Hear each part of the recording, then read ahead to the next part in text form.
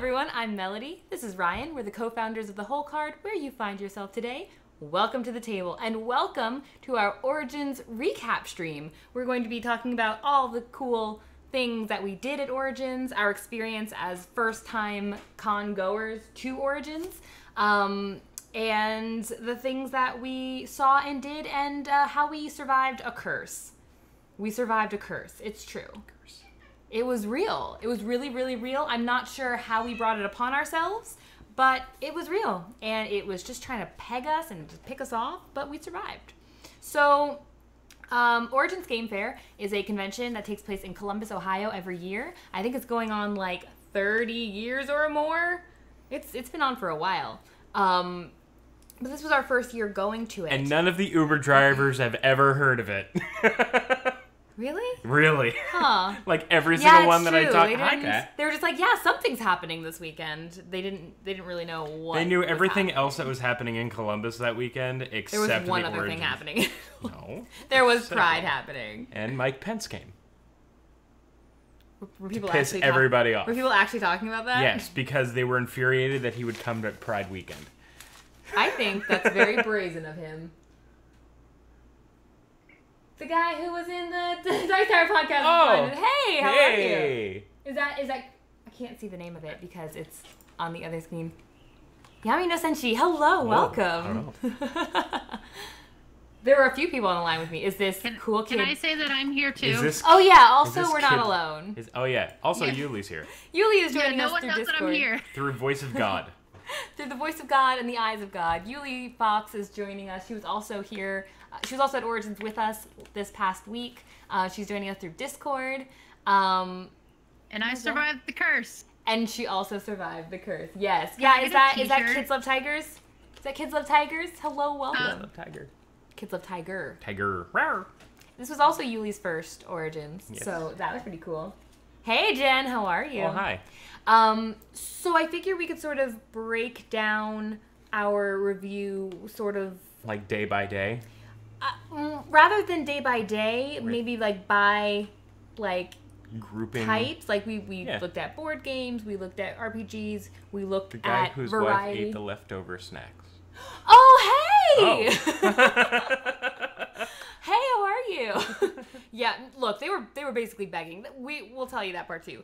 The events that we went to, like, not gaming related necessarily, not gaming themselves, but you know, like the Dice Tower show, things like that. Yeah. So, I mean, unless we want to do it. Well, I mean, let's start right got off the it bat before. with the Yay, glad to hear you're doing well. with the RPG stuff because that's what you focused on. I did. I went And there. you definitely got the most experience out of that than any of us. I only despite- missed one of those due to Yeah. the curse. Jen was supposed to be there with us. Rebel, hello, how are you? Jen was supposed to be there with us, but the curse began with Jen. Yeah, it was with like, her. should we explain the curse real quick? I feel like that's a fun We keep story we talking should about make the them curse. watch the video for. Wait till the end of the video, and you're going to hear about a very, very real Fun curse. for literally everybody but those involved. If you see me with my tongue kind of like in my mouth, that's part of the curse. So, yeah, RPGs. Let's talk about those first. I went with the intention of finding some new games that I thought I'd heard of. I had seen other streamers playing that looked interesting, looked simple enough for me to be able to pick up on, despite having like work and other things that keep me busy. Maybe something I could learn the system pretty easily. And I did find a couple of those. I'm pretty excited about that. The very first game I played was called Cthulhu 7th Edition. I'm not saying that these are brand new games. This is not innovative. I mean, that's not the word I want. These are not new games. These are not games that just came out. These are games that have probably been around for a while, except Modern Age. 50-50. Modern Age is new. And Overlight. And Overlight is brand Yeah, new. Overlight is brand new. That's true. That's true. Thank you, Voice of God. So the very first game that I was playing was Call of Cthulhu 7th Edition. I had seen another stream called Encounter Roleplay. They were playing a game called Atomic Cthulhu, which I thought was a homebrew invention of one of the owners of the channel.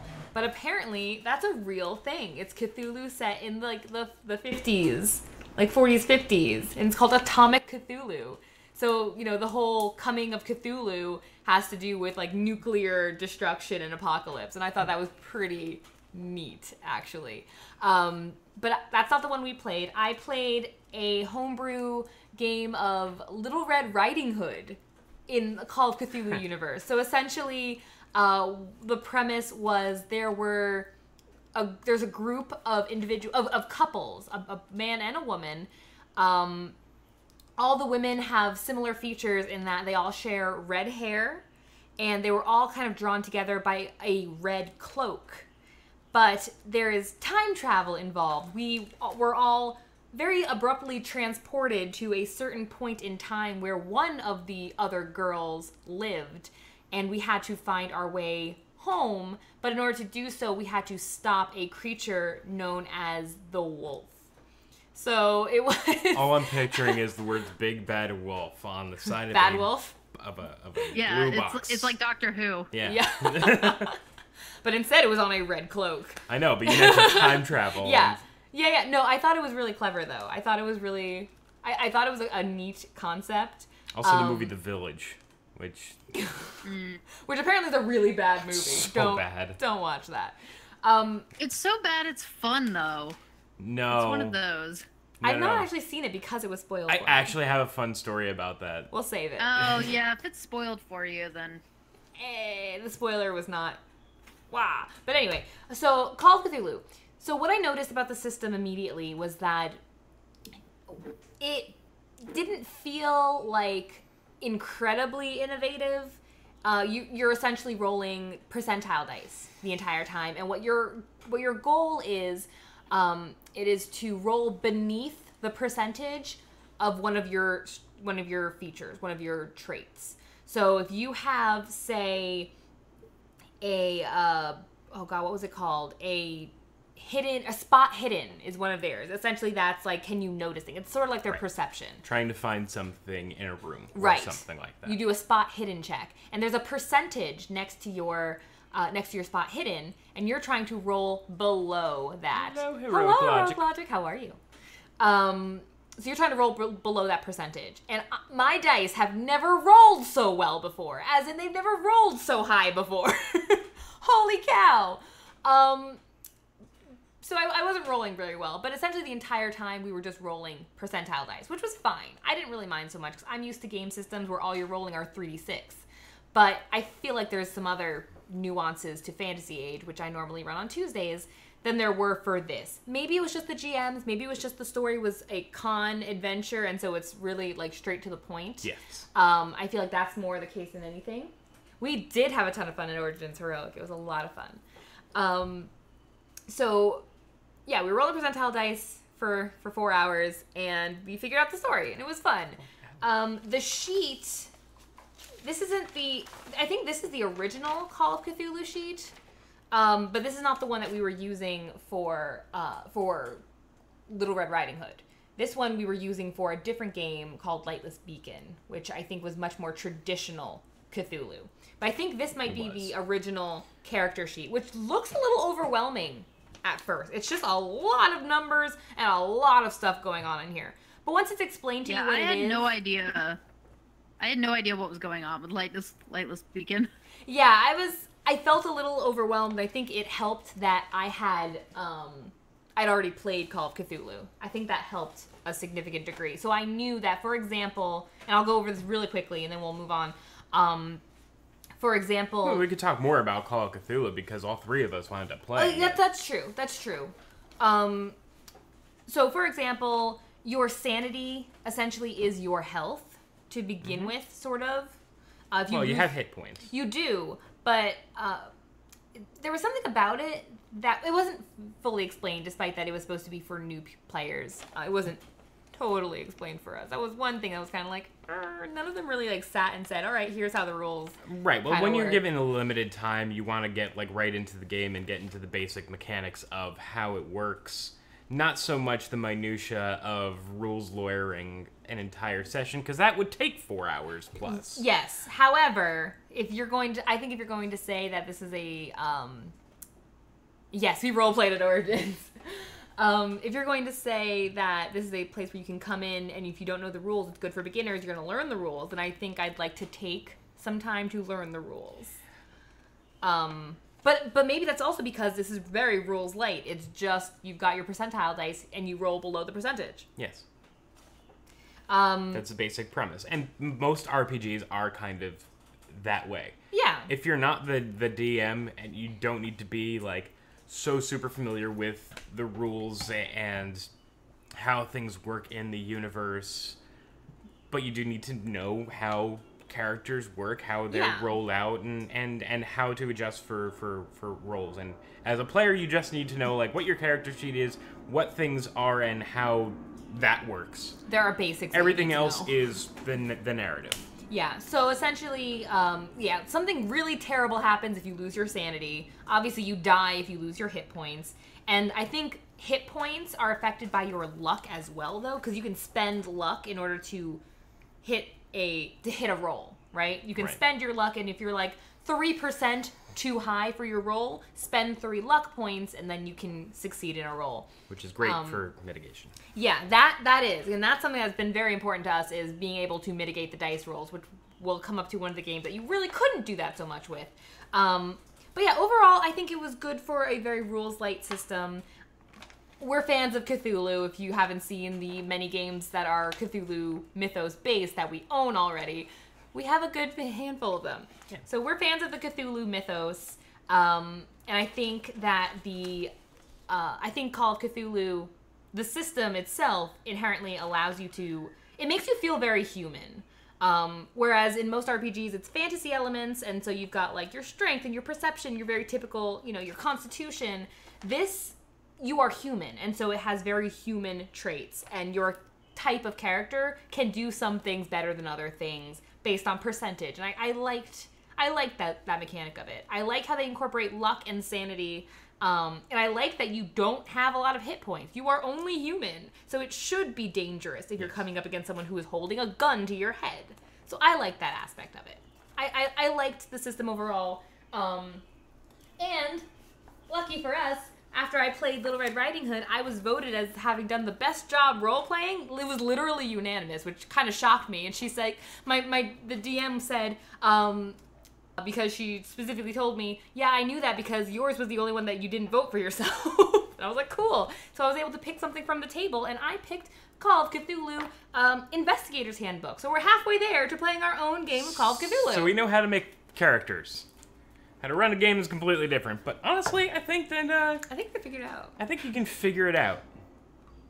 But if I could get my hands on the Keeper's Book, I think I will. But anyway... Since the three of us played Lightless Beacon, which was the same game with a different scenario, a more it was exactly the same otherwise. Cyclopean universe. Yeah, much more attached to the Cthulhu. mythos. Yes, so it was like 1920s. We were burly dudes. Burly dudes. Yuli we were all burly dudes. Yeah, except our captain. Yuli was a captain of a ship that couldn't. Yeah, or old feeble dudes. Yeah. In my case. And you were what? I was a commercial sailor. With a. I didn't know if my objective was supposed to be secret, but I'm actually secretly an artist, and I was looking for Samuel Smith. Yeah. Because I was in love with his painting. I thought you were like secretly in love with Samuel Smith. I think I might have been a little. But it's more fans like the starry. way you were playing it, yeah. Yeah. And I was the lowly motorman who ran us adrift. This should have come up, and I only realized like long after the fact that I totally missed a good role playing moment with Yuli. Uh-oh. Where so. What happened was we were sent to investigate why a lighthouse tower had suddenly gone out again. Like it was on the fritz, and there were strange things being reported from the island. And when we were on our way in a rowboat, we hit a ship, and we managed to get back. We got to the thing, but long story short, there was blood, there was bodies, and there were deep ones. Innsmouth. Yeah. And I missed a good role-playing moment because Yuli's character, the captain, couldn't shoot anything, And I didn't have a gun, but I was really, really rated really high with firearms, and I really wanted her gun. Or his gun. So what I should have said was, you are only in charge on the sea, but I am a federal investigator. And I am controlling this investigation from this point on. Was that actually on your That was character sheet? actually on my Oh, character Ryan! sheet. I know. Oh, no! I know. Hello, Lothian. How are you? I should have commandeered your weapon. So were you actually Yes. like a federal investigator? Yes. That's so funny. You So- totally Oh should my have. You should have God. flashed your yeah, badge I real really, quick. I really Oh, should. man. Well, the thing is, like, I was supposed to be, like, covert, because everything that I was supposed to do was kind of undercover. So did you know about the Innsmouth things, or? I didn't. I was sent here, I kind of went undercover with the crew to meet up with my contact, who was... Was it Smith? No, Turner. Michael Turner, who was... Michael Turner was his alias, but he was really Warren Thomas. Ah. And we were supposed to exchange notes. So that's why I was eager to go to, like, the thicket off to the side. Got it. To try That and makes find him. so much more sense. Yuli, what was sorry. your? So Because why was the captain as he was? How did you get to role playing your captain character that way? Because he was amazing. I loved everything about him. I'm the Flying Dutchman. That's crazy old man. I don't know. Like, I kept fighting Ryan because there was literally like one sentence that was just almost bolded for me. That was like, he never gives up his revolver. Oh, and Ryan was no! constantly like, "Give me your revolver," and I'm like, "No." Yeah, she actually showed me that part of the character sheet was like, the revolver never leaves his side. That's amazing. Yeah, that's why you had to distract me. With old wartime But I don't know the rest That's of why I it. hit I you was in the just head with trying a to hammer. think of like, yes, you did. So he kind of got a little more like crazy and senile after that. But I don't know. I was just trying to think of like the captains that think way too much of themselves, kind of like Zap Brannigan, or Yes! not quite Captain Kirk, but you know, just I will rush in and save you, and clearly that didn't work Snafu out. that. So I just kind of leaned into that. But you Yeah, tried. because that was the other thing. I tried. I really wanted to like rush in and be the hero, because it also said that like I was a naval captain and I kind of like gave that up and was doing commercial stuff, and it was really, really boring. So I was like, yes, my chance to save the day again, and that didn't work out Poor captain. because the one time it would work out for me to roll low, I rolled high. Oh. Whoops. Well. Yeah. So how did you feel about the percentile dice and the setup of this system? I think with a little more explanation, I would be really good. I really liked like the madness counter. I thought that was a really cool thing that really worked with the Cthulhu mythos. It took me a little while to get the percentile dice, just because I've never rolled percentile dice before, Those and I still D10s. kind of find them confusing. For But those I of you, think just after a little bit working with it, I think it'd be fine. I really just liked being in that mythos. But I guess that was the first time I've ever played a Cthulhu game. yeah. So, Yeah. And I think this is one of those games that, because it's so closely tied, and I apologize for the sound, I'm opening some of my brand new dice that I got that we'll show off a little more later when we talk about, I guess, things that we bought at Origins. So percentile dice, if you're not familiar with them, and we don't use them pretty much ever, but I look forward to a game where you can use them. So essentially, they are exactly that. They are dice that they're percentages, so it's out of 100. The thing about them, though, you have one 10-sided die that is just the one digit, right? So 1 to 9, right? Or No, 0 to 9. But with 0 being 10. For the most part. Pretty much. And then you have another one that looks like it goes from 00, or it's really 01 to 00, which would be like the tens column. It's like think about it when you're learning how to add. You know, you got your singles digits, your singles column, and your tens column. It's essentially like that. What? Nothing. No, it's like that. So if I roll my dice, I'm going to roll my Pretty's percentile dice. So I rolled, you'll see the 60 on here, and then I rolled an 8 over here. 68. So you've got 68. Well, The confusing thing is when you roll trip zeros. double zeros, or ot is what they've been calling it, is ot, whatever, and then a 1, that is not 100, that is 1. It is 001. Whoops, a little hard to see. 001. And if you roll the double zeros and a 0, that's 100. So if you're not accustomed to percentile dice, I think that could be a little confusing. But I think once you figure out what is what, I think they're actually pretty fun to use. I think it's nice to see, like, what are the chances? You have like a 25% chance? Roll percentile dice. There you go. So I like them. I think they're neato. I think... Oh, okay. So yeah, that's how percentile dice work. Ryan, do you have any other comments on Call of Cthulhu before we went to a different I thought it was system? cool. I like being in the mythos and being a character That is pretty cool. in a scenario.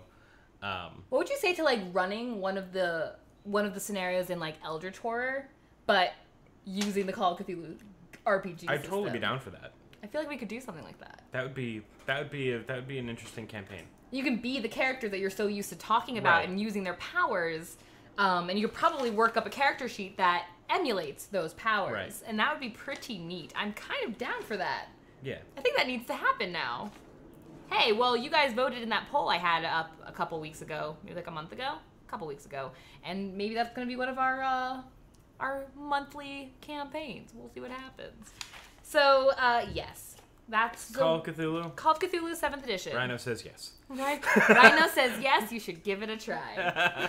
So, the second system that we explored is familiar to us because it is part of the Age system, the Adventure Game Engine system. So Ryan and I played Modern Age. We're going to give Yulia a break because I think she went to go have some quick dinner, grab a pizza. So we played Modern Age, which is another variation of the Age system.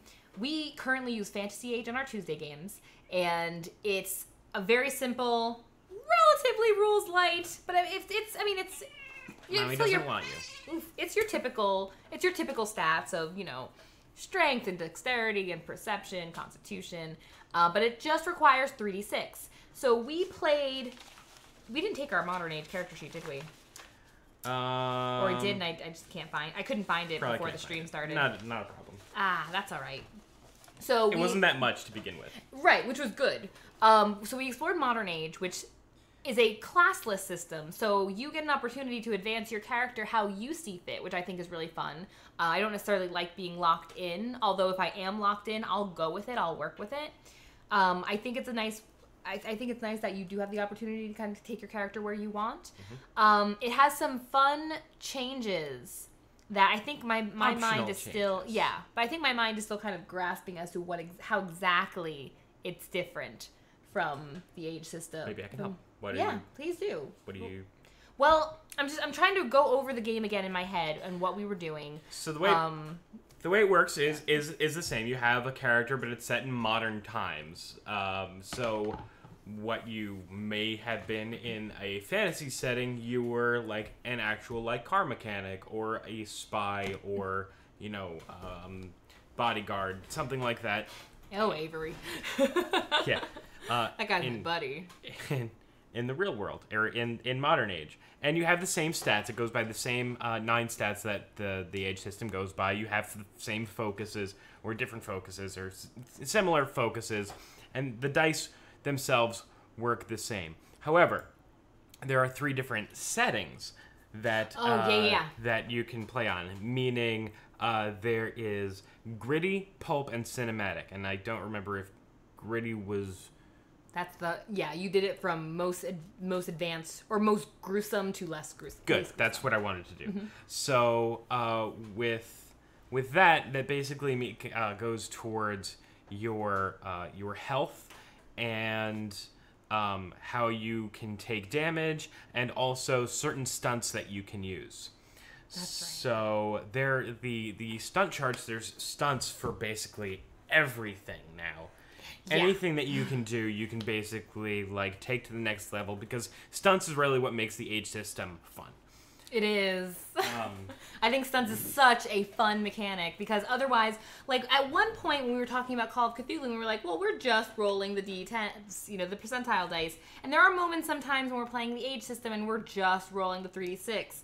But when you succeed in a roll and you roll doubles on any of the dice, you get to do stunt point. You get to use stunts, which gives you additional actions or makes your actions enhanced. And you can do some really fun stuff, both narratively and mechanically, when you use stunts. Right. So what I was saying before with gritty, pulp, and cinematic is the idea behind it is that the scenario that you're playing is supposed to kind of play out like a movie, where gritty is kind of like realistic, real life movies. You where get shot, if you you go get die. shot, you're probably going to die. Armor might help you, and there's two different types of armor now. There's impact armor, which is more for blunt force trauma, Ow. and ballistic armor, which is more for bullets. Pew. Pulp is more like Sin City, where if you get shot, you're gonna be hurt and probably like Spit blood aside. and you know, reeling for a little bit, and probably be at a bit of a disadvantage at some point in the future, the very near future.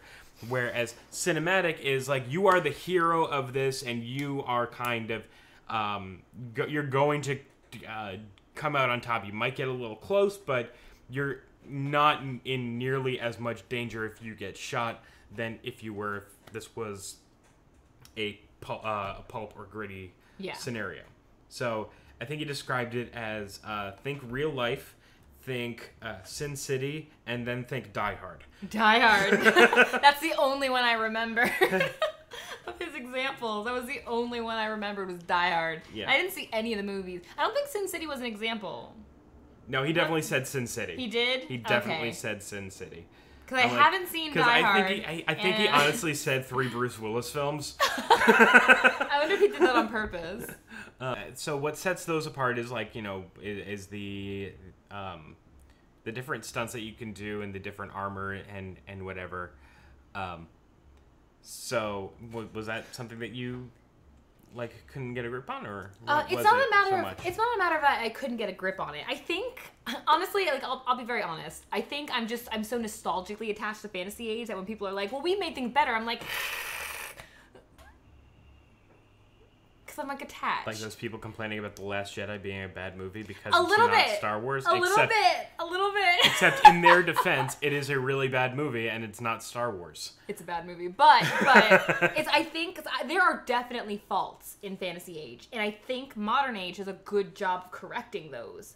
I think it's. I love the idea of kind of adjusting using an in-game mechanic to adjust the difficulty as opposed to having to homebrew your own adjustments. Yeah. Like people have an issue with Fantasy Age of the HP bloat, where the characters get so strong that you can throw whatever at them, and it's just you're gonna take forever trying to knock down their health. And I'm already foreseeing that issue, and I'm getting worried, but I'm trying to figure out how I can manipulate the game in such a way to avoid that. In Modern Age, it's much more realistic in terms of damage done because it's a real life scenario, And we were playing in gritty. Yeah, no. Pulp. We were playing pulpy. We were playing pulpy. Yeah. And if I took damage right away. I got shot immediately and lost 10 health, and I was like, well. A few people took damage immediately, and it was like, oh, we have to do something now. Yeah. Versus like in Fantasy Age, where it's like, oh, I got hit. Keep for going. a lot of damage. Let's go another 3 rounds before we even think about doing something about this. Yeah, I got shot immediately, and I was like, instantly, I need to change my course of action. I'm not getting into this combat. I'm going to crawl and try to do something else. They definitely lend itself to a more live thing. Kind of like Savage Worlds. Mm-hmm. Kind of like how the combat is very fast-paced. Yeah. It's quick and it's dangerous. Yes. And that was great. I was supposed to play a Savage Worlds game. No, I wasn't. Just kidding. I lied. Yeah, it's quick. It's good combat. It's good combat features. I'm looking forward. I like it. I'm looking forward to it. Yeah, we're gonna get our hands on it for sure. I'm also probably going to incorporate parts of it, or like the things that I saw, into Titan's Grave, because it certainly lends itself to that environment and that atmosphere. Definitely, because that's not necessarily modern age, but it is futuristic, and Right. so it has some of those necessities, like that armor you mentioned Yes. before. Mhm. Yeah, definitely has those necessities. But it's still so simple in that it's still the 3d6 that you're rolling, and I love that. I like that they have enhanced it without overcomplicating it. The stunts, he explained that as well, that honestly the stunts might be a little overwhelming if you have not played the system before, and that's okay. Hey, welcome back, Yuli. Yeah, so what he did was, if he asked if we were familiar with it, I think we all pretty much were familiar with it, so he let us look at the full stunt list. But then he showed us what he would be showing any new players, and it's a very abbreviated stunt list. And that's all you really need. It's just, what are your go-tos? One sheet versus 2 double-sided sheets. Yeah, like, what are your go-tos? And I'm actually really tempted to have my characters in Fantasy Age. That's something I kind of want to incorporate. I'm kind of tempted to have you guys, my Fantasy Age characters, pick your favored stunts. Enemies have favored stunts. I'm really tempted to have you guys pick favored stunts. And even if I don't necessarily enforce it, I think it might just be helpful for you. To be like, I'm not really sure what to do here. Let's just go for it. Pierce armor and rapid reload. Yep. Because that's a very Tari thing. Yes. So yeah, I think Modern Age is another. Yeah, we're gonna get our hands on it. From Green Ronin. Oh yeah, and this is the little Ronin token that we got. Take that bad boy out. 3D printed. Where's Dre when you need him? I saw this and I was like, Draylin, I need this. Draylin, I need this in my life. I need the little green Now Ronins. you have it in your life. So. I need more of these. Oh. I need more green Ronins in my life. I look forward to that. We're gonna talk to Dre about that. And I don't have an example of the character sheet, but It's the same as it's the similar as the for Fantasy sure to Fantasy Age, and it's not complicated. Right. It's not complicated. It explains to you, Exactly. what needs to be done. So I definitely like it a lot.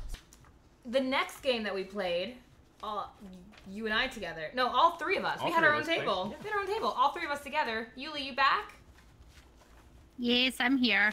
Oh, Excellent. So the next one that we played was from Renegade Games, which generally they do board games, and this is their first RPG system that they created, and kudos to you guys. We played Overlight, and I think there's more to the title of it, like Overlight, the Rainbow Shards of Destiny. Yeah, it's I don't like know. Overlight, Legend of the Seven Shards. Hi, Dre. How of are you? Final Fantasy VII Yeah, colors. yeah. Floating in Prismatic space. joy Prismatic. potions. Every world There was a lot, stuff. but it's Overlight. Overlight. Yeah, I was like, there was a lot going on. There but- was.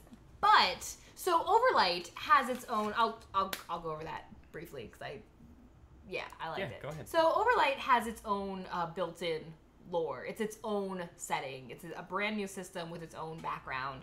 And I know for sure Yuli was really, really intrigued by the lore and by the setting. I loved it, yeah. Yeah. And I appreciated it as well. I I appreciated it too, and it was a little much to absorb in a 2-hour session. definitely, I think... That's true. Yeah, in terms of trying to explain it to us, and then like us also being slightly late because they wrote our ticket wrong. Thanks, Origin. Yeah. And it was only a 3-hour session, I Yeah, it was only a believe. 3-hour session. well, That's right. Still. That's right. But we got pretty much everything done in that 3 hours, except that last bit. Yeah. But Yeah, we kind of sped that up. We montaged Oh yeah. which the is last fine. part of that. Dre, thank you so much for that host. You're Thank awesome, you. Sauce. So yeah, the lore, just in brief for you guys. The world was once as we know it, like 3,000 years ago. Imagine that world. And Humans there f***ed were the Yep, deities. That's the summary. Yeah. We could stop there. Humans fucked it up. There were the deities who had the keys of creation, the 7 keys of creation. And they were considering offering it to humans, but then they were like, nah, maybe we shouldn't. And then there was the one guy who was like, I'm gonna do it anyway. Here you go. Just don't use this one key that I'm gonna dangle in front of your face. It's the black key. Don't use it. Well, what are you gonna do when you're Don't do dangling the something? thing. We did the thing. We did We the touched thing. the butt. Humans gonna touch the butt. And they Damn did. it. Which then essentially turned the world inside out. and thus you now have... we broke the universe. No, yeah, but it she just was saying shattered how- the universe. Yeah, she was saying how it was like inside out now. It was like there is It no... shattered the cosmos. Yeah, you are now like the world is just these 7 enormous shards that rotate and orbit each other, but In a stay on very their own complex planes rather. pattern. Yes, in a very complex pattern. She was saying that there's no way to really predict it. That no one understands. The above you is the overlight, the forever reaching light of space and time and beyond, and beneath you is the, what was it called? I don't remember. I don't remember what was at the bottom. I only remember that there was yeah. the overlight and So the bottom was darkness. Just darkness. Just dark. Yeah. Just it was dark, basically like dark, a rainbow cold. world. Yeah, it was like, yeah. It's like, it's almost like heaven and hell, but not quite heaven and hell. And then each shard has its own culture because they sort of... They've been apart for so very long. Exactly. And yet every shard has discovered like intra-shard travel. Yes. Like kind of space travel, because like while everything is, continents sizes enormous large, shards. Enormous. they're not at all close to each other. Right. So they had to discover a way to do this, which apparently they did.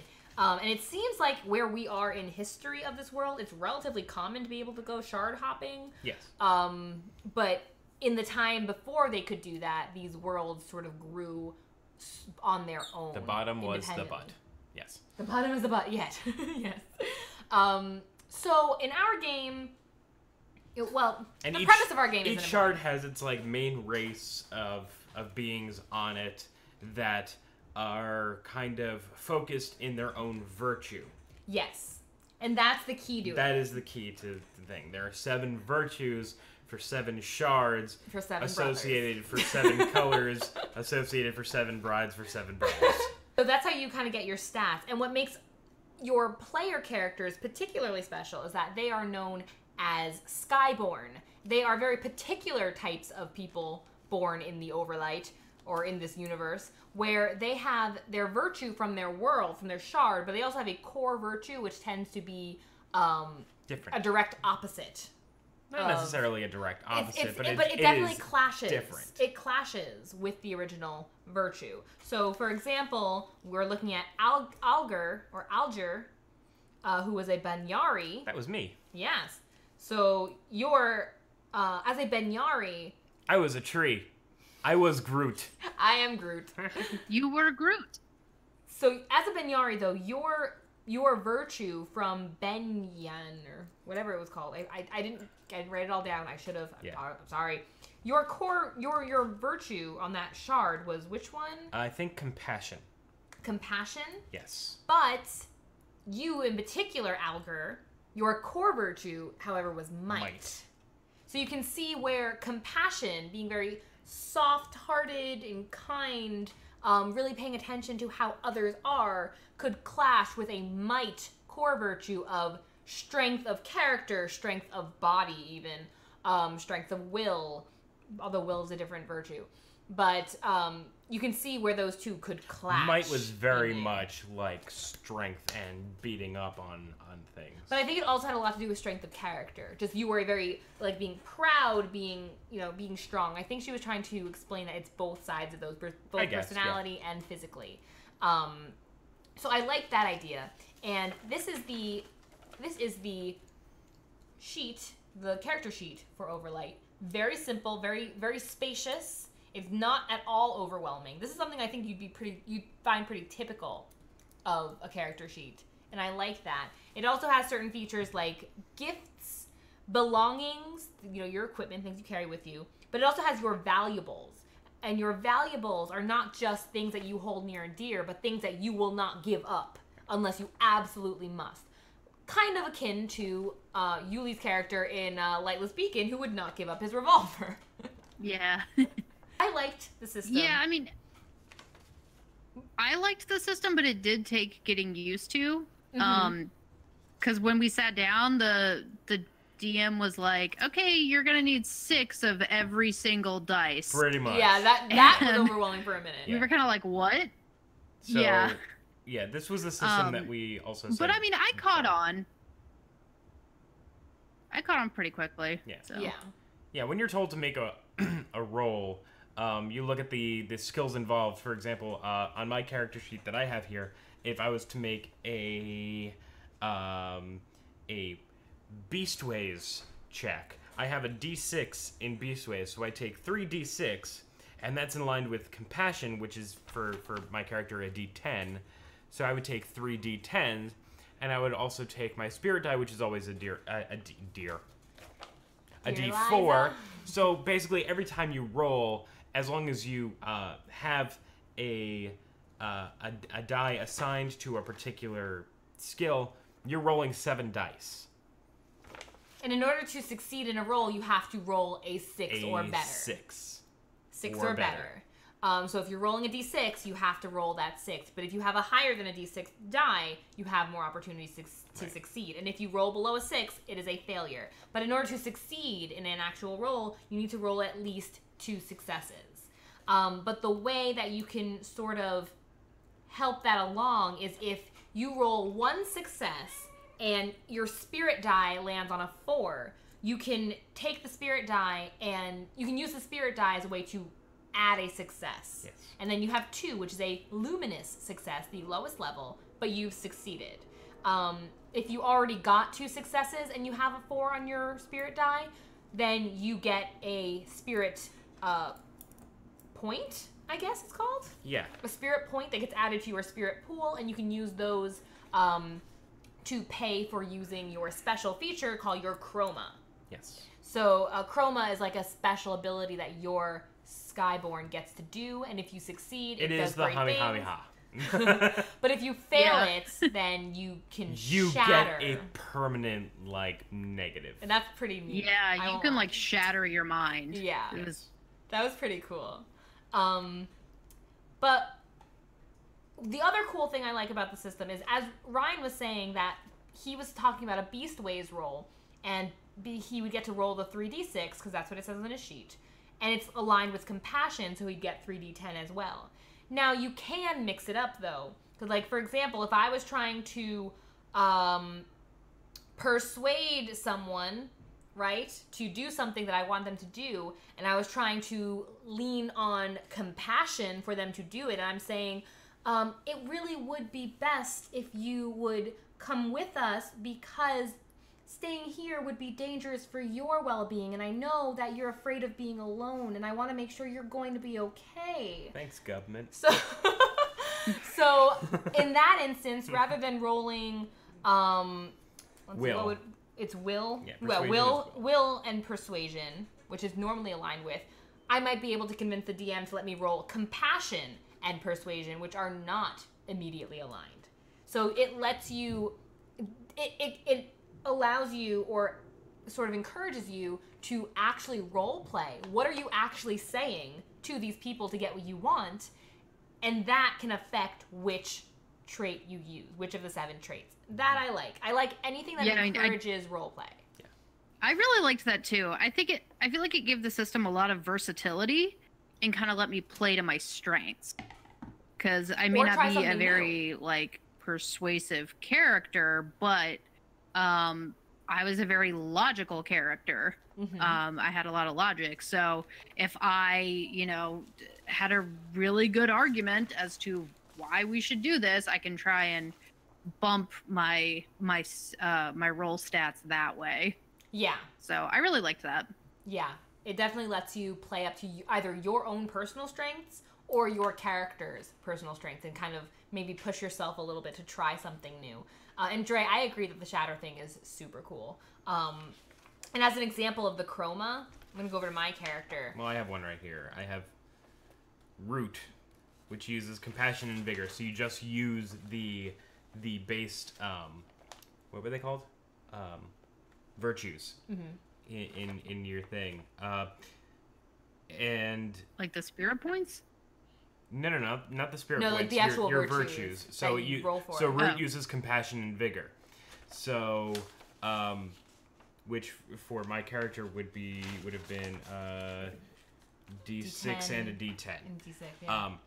And it says, when you channel root, the vines and branches of your body grow and grasp outward to form an unnaturally strong grip upon an object, a person, or the earth itself, which I was going to use to kind of grab the prison cell that was hanging under Nice. the thing and pull it up. And then various degrees of success. So with 2 to 3 successes, it's a luminous success. And it says your branches form a strong but momentary grip. In combat, this grip lasts until the end of your next action.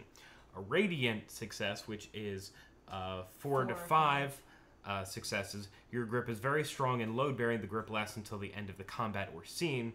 And a brilliant success, which is more than 5 successes, or 5 or more successes.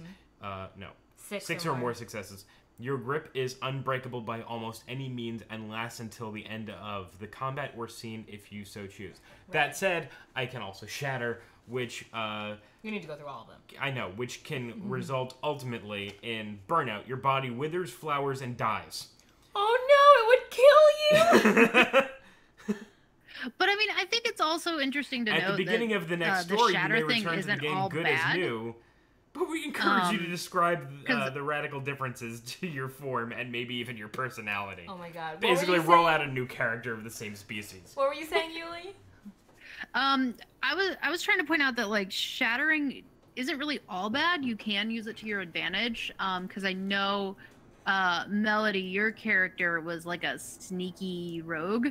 Yeah. And at one point during our game, there was a point where you might shatter. But the first level of effect was that you are so unremarkable that people don't notice you. And we're like, well, that might work to our advantage because we're trying to sneak into this fancy party.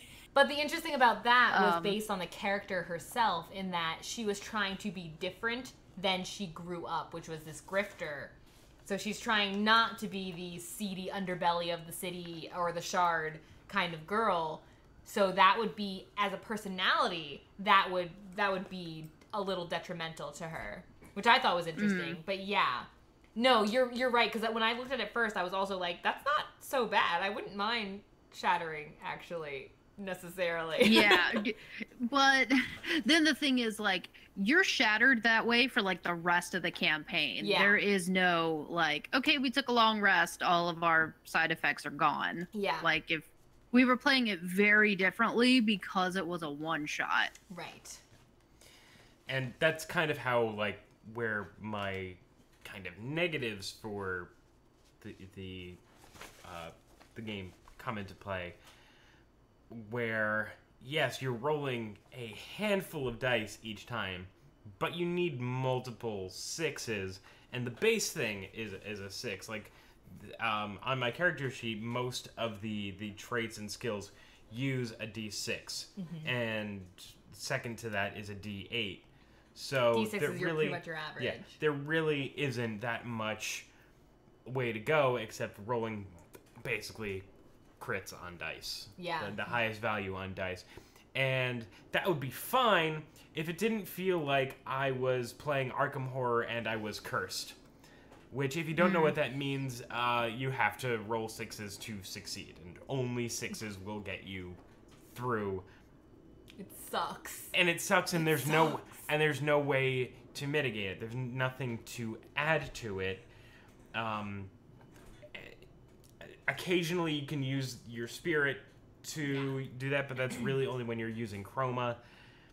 Well, also with the spirit die landing on a 4, but you still have to have at least one success in order to do that. If you roll, if you straight botch it, if you no good. If you have an even number of successes, then using that last spirit isn't going to. No, but it gets you a spirit point. If you have one, yeah. And that's for the chroma. Yeah. Right.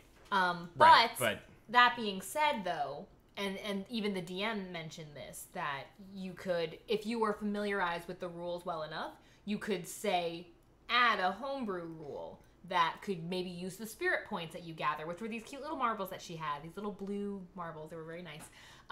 You can use the spirit points to add maybe a +1 to a roll or something. My point is, if even before the game is released, you have to say you can make a homebrew rule to do that, you That's probably fair. should have just written it in the rules to begin with. Maybe. Or maybe they were up to the challenge. Maybe they don't realize how badly we roll dice. We suck at rolling dice. Yeah, that's true. We did get a I don't comment know, on it's that. really hard to roll multiple sixes, even with Sixes like, are hard on a d6. even That's with- why with Savage Worlds. between 4 and 6 dice. Yeah. Well, that's why Savage Worlds will really give you an advantage if you manage to roll a 6 on a d6. I don't know how well this system would, how much of the system would be utilized in a long-term campaign. Because like I was saying, with like being shattered and stuff like that, I'm gonna play the game a lot more conservatively. Like I'm not gonna use my chroma that often. I'm not gonna I feel like I would use it. Well, our GM also Play said with a lot of stuff. that at the very Yeah. beginning of a game, at the start of character creation, you don't get a whole lot of dice. Like you don't have, you're not starting with All this. all this. Like you slowly kind of build that up. Like we're probably playing Oh. like level 3 or level 4 characters by the time we started doing this. Interesting.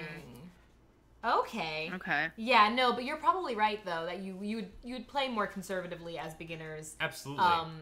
In a long-term campaign, I should say rather. Well, yeah, Because that's you like could it's shatter. a lot of my moves that I made during that was because I was like, well, I'm playing a one shot. Yeah. Yeah. It doesn't matter Right. what happens to me. I'm If not I thinking. die, oh well. It was Yes, fun. I'll die. Well, I mean, or even with those, you know, I was toying with the idea of bartering my like precious possessions, Yeah. because like I said, it's a one shot. I'm like, Yeah. okay, well, you know, let's see if this works. Yeah. Whereas if we were playing a long-term campaign, I probably would have just hoarded spirit points and not used my chroma like I did. Yuli's a very careful I just player. wouldn't have been. Yeah, I would have been very careful, and I just wouldn't have utilized the system to its full potential. I That's think fair.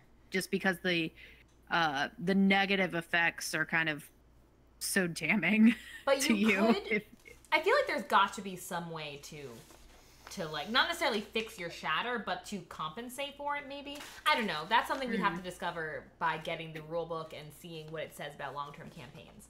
But overall for Overlight, I thought it was a good system. Oh, and then the one thing we didn't mention was the health track because we didn't get into like a combat, but a feature they use for combat is this health track, which is right here, kind of down the middle of the page. And every time you get hurt, there's a successful attack. You get a cube on one of those squares over here, right? And then when you hit that red square or one of the red squares going down the track, you get some kind of permanent or very, very damaging, Dramatic wound. a dramatic wound. And that's going to take more than just a rest or a heal to really fix. That's something and that I thought needs that was medical cool. attention in Yes. order to fix. So I thought that was cool. I like when combat is a Yeah. little more realistic that way. Yeah, that was interesting too. Emotions are not a yo-yo. I really liked the playable Dance, Tiny dance. characters / creatures. There was only like one race of humans. The rest were like very drastically Not human. Yeah, which is Yeah. cool. yeah. animals. Yeah. I was a feathered dinosaur who I loved, so I had a lot of fun Yeah. playing Zoxley. Exactly. Yeah, they were very interesting characters, I thought. What I did not like, because racist. Yeah, there was an actual There is- like there is built-in Actually, racism there. built-in racism. It was in this. good. It was good. So overall, though, I think Overlight also gets a thumbs up. I like it. I think there are some adjustments that could be made in a homebrew I'm neutral on it. game. That's fair. Yuli, overall, thumbs up, thumbs down, neutral? Sorry, I kind of cut up, but yes, I loved it. We got an overwhelming loved it. There you go. Cool. So that was Overlight. And then the last RPG that I played this weekend was... Oh my. Bubble in my throat. Sorry. I heard my own echo in my own ears. I heard it immediately. It was called Numenera.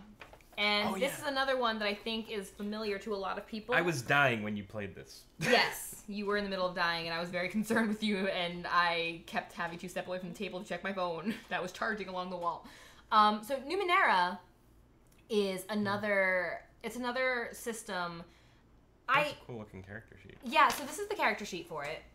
And the way that you build a character, it's done like as a sentence, right? So I had a tinkerer kind of character. Okay. And the way that it's done is it's written as Yamal, which is the character's name. Curious Right. Is so a. tinkerer. Oh, is a curious right who explores yesterday. And that really describes my character because he or she, I played it as a she likes to tinker with this substance known as Numenera, like which is what the world is made of. So I have, like I have with training Mercury. in crafting Numenera and salvaging Numenera. So I'm really good at building. I even have a feature. I have a special ability that I can spend certain points to just make an object. Just make an object right there and then, which I did because there was this one character in our campaign that the DM was playing, and he was just such a pain in the ass. So what I did was I crafted a single handcuff with a bell on it because I didn't want to lose track of him because he kept screwing us over by running off. So I made him a bell. But yes, so my character crafts with Numenera, which means I have to salvage for it. So exploring yesterday, meaning I salvage old ruins and dumps and stuff to find what I need for tinkering. So I thought that was a really cool way to go about that. In terms of I'll kind of go through the sheet a little bit. You get skills and inabilities. So this is a D20 system. You roll a D20. That's what you're going to do. D20 and D6s. There are certain things that you are trained in. For example, my character is trained in climbing, crafting Numenera, detecting falsehoods, so I kind of have that perceptiveness about me. And being trained in something means you roll a d20 and you get to add 3 to the roll for these particular traits. There's inability. I have an inability with understanding Numenera. I don't know what this stuff is, but I'm real good at tinkering with it. So if I wanted to do an understanding Numenera roll, I'd roll the d20 and then subtract 3. But specifically in perception, I am specialized in it. And that means I get to roll a d20 and add 6.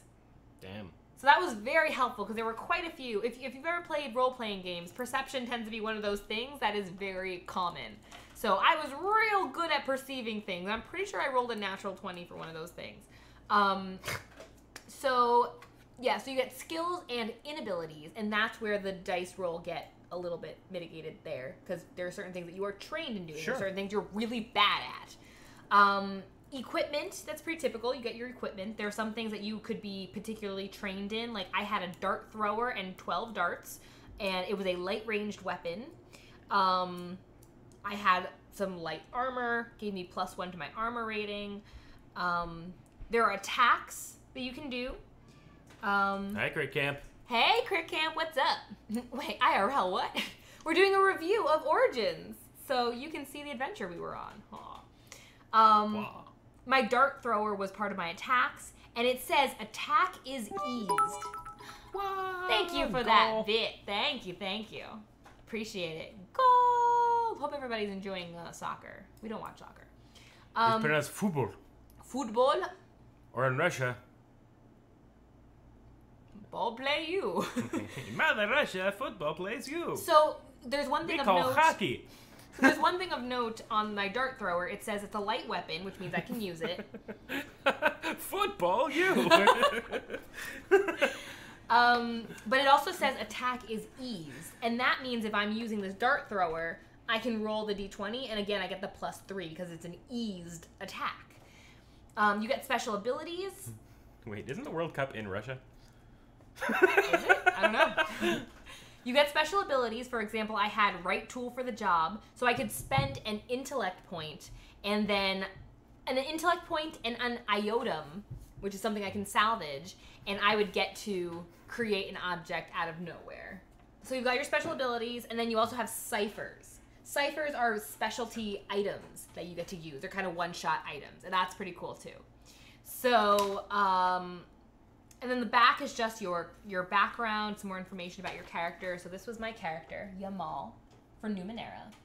And again, it's a pretty basic D20 system. I think it's the setting that really sets Numenera apart because it's this like cyberpunky kind of futuristic.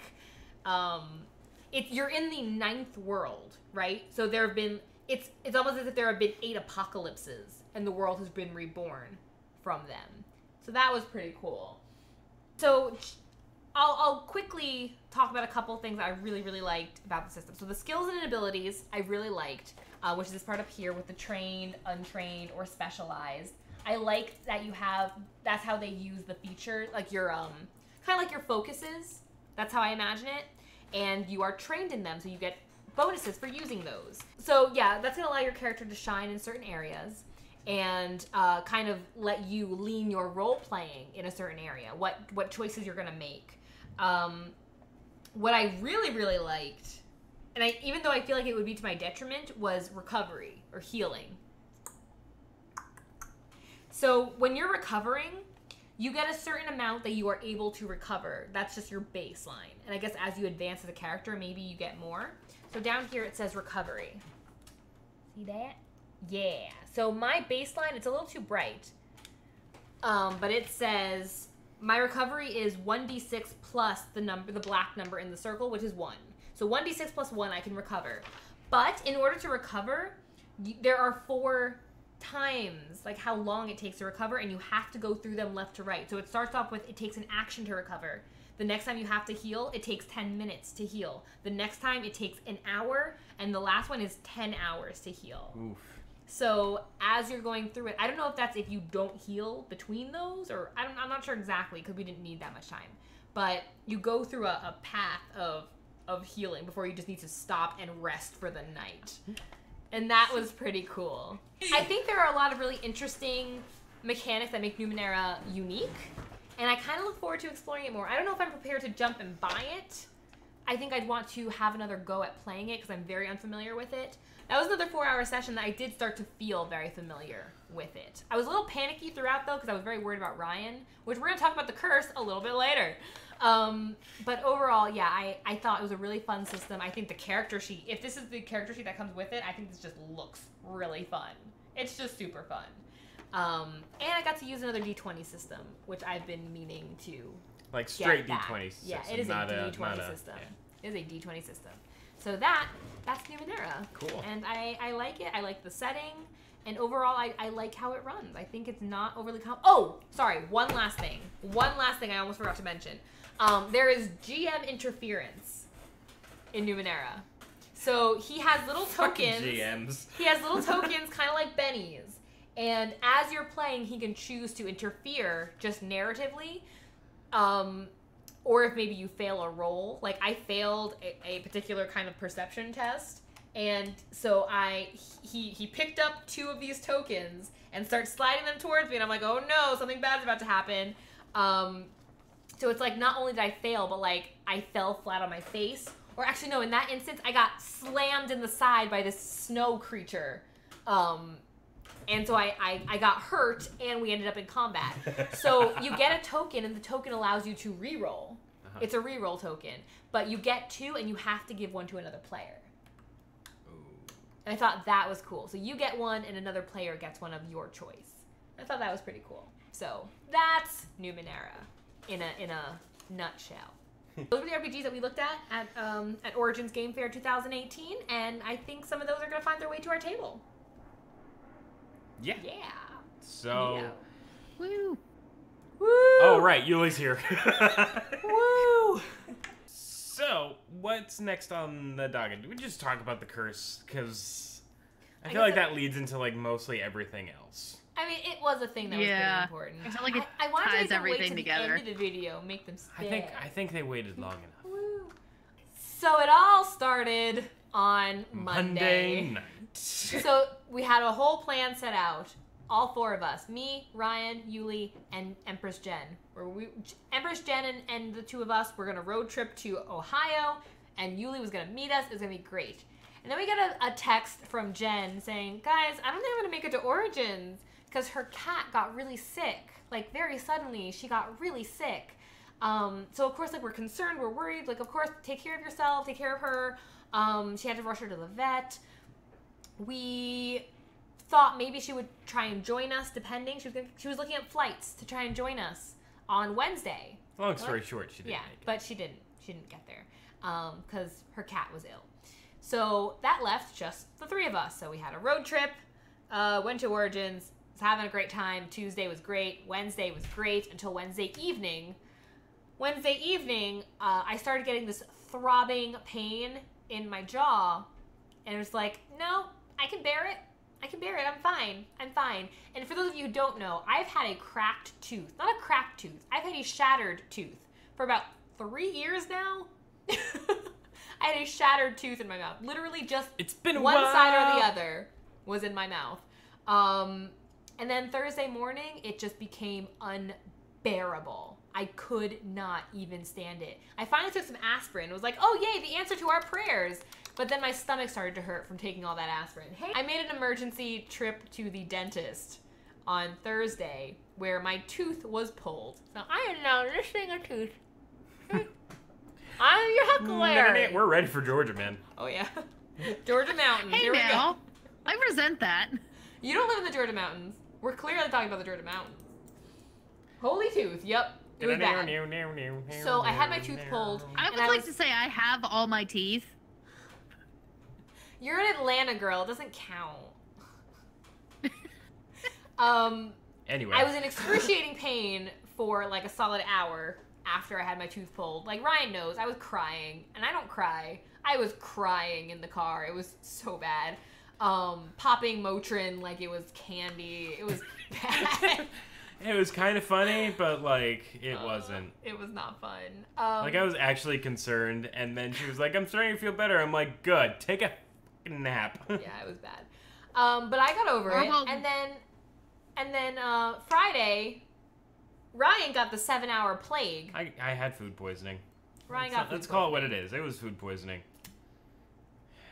Ryan got food poisoning on Friday. Damn it. So then that happened. So we missed, like, half the events that, like, we signed up for, Yeah. I signed up for. I missed Wednesday evening and Thursday evening. You missed the afternoons. Shadowrun. Yeah, I missed Shadowrun. I'm so upset that I missed Shadowrun. I missed the escape Yeah, we all room, missed Shadowrun. Yeah, we both missed the escape room. All three of us missed the escape room. No, Katie. You Oh, wait, No, I went to the escape room. She did it. By myself. By herself. Makes a tooth and waits 3 years.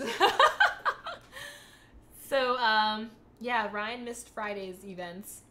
But we were all okay on Saturday. Well, you were still a little iffy on Saturday. Yeah. But overall, we went to our stuff on Saturday. Yes. That's what's important. Saturday was fine, and Sunday was okay. Yes. We only did one thing on Sunday. But I've really been, like, kind of recovering since then. I'm perfectly fine today. Yes. Which is good. As of today, I As am am like I. I'm at like 100%. Yes, so am I. My shoulder. To 8-hour drive. the point, though, we were pretty much telling Yuli that she should just use her makeup to draw elder signs just all over herself, just to protect herself. Yeah, I was very worried, because after Melody, so we put Melody in an Uber to like go to the dentist herself to go back to the hotel and then like take the car. I was like, yeah, and she'll just drive herself and then she'll be fine. And then a half Yeah, hour and Ryan later, and I I are was like, I forgot to give her my car keys. Yeah. So he had to run back. But like during that time and like the next day, like the Saturday before Ryan got food poisoning, we were like very like cautiously, like anxiously looking around like, oh God.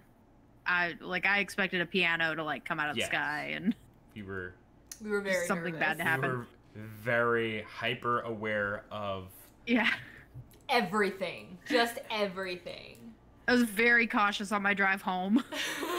I'm pretty sure once you pass the state border, like, I think Ohio is cursed. Maybe it's just Ohio. So, that's the curse, but we survived it. So if you want to know why we're missing some things and why our board game section is about to be very short, it's because of the curse. So, yeah. Board games. So, board games. So, the expo hall and the exhibit hall and everything at Origins was huge. Basically, I think Yes, I was very overwhelmed. Yeah, very spread out. This was our first Origins. This is our first, like... Here's the event guide. This is what we got when we arrived. Convention bigger than PAX Unplugged.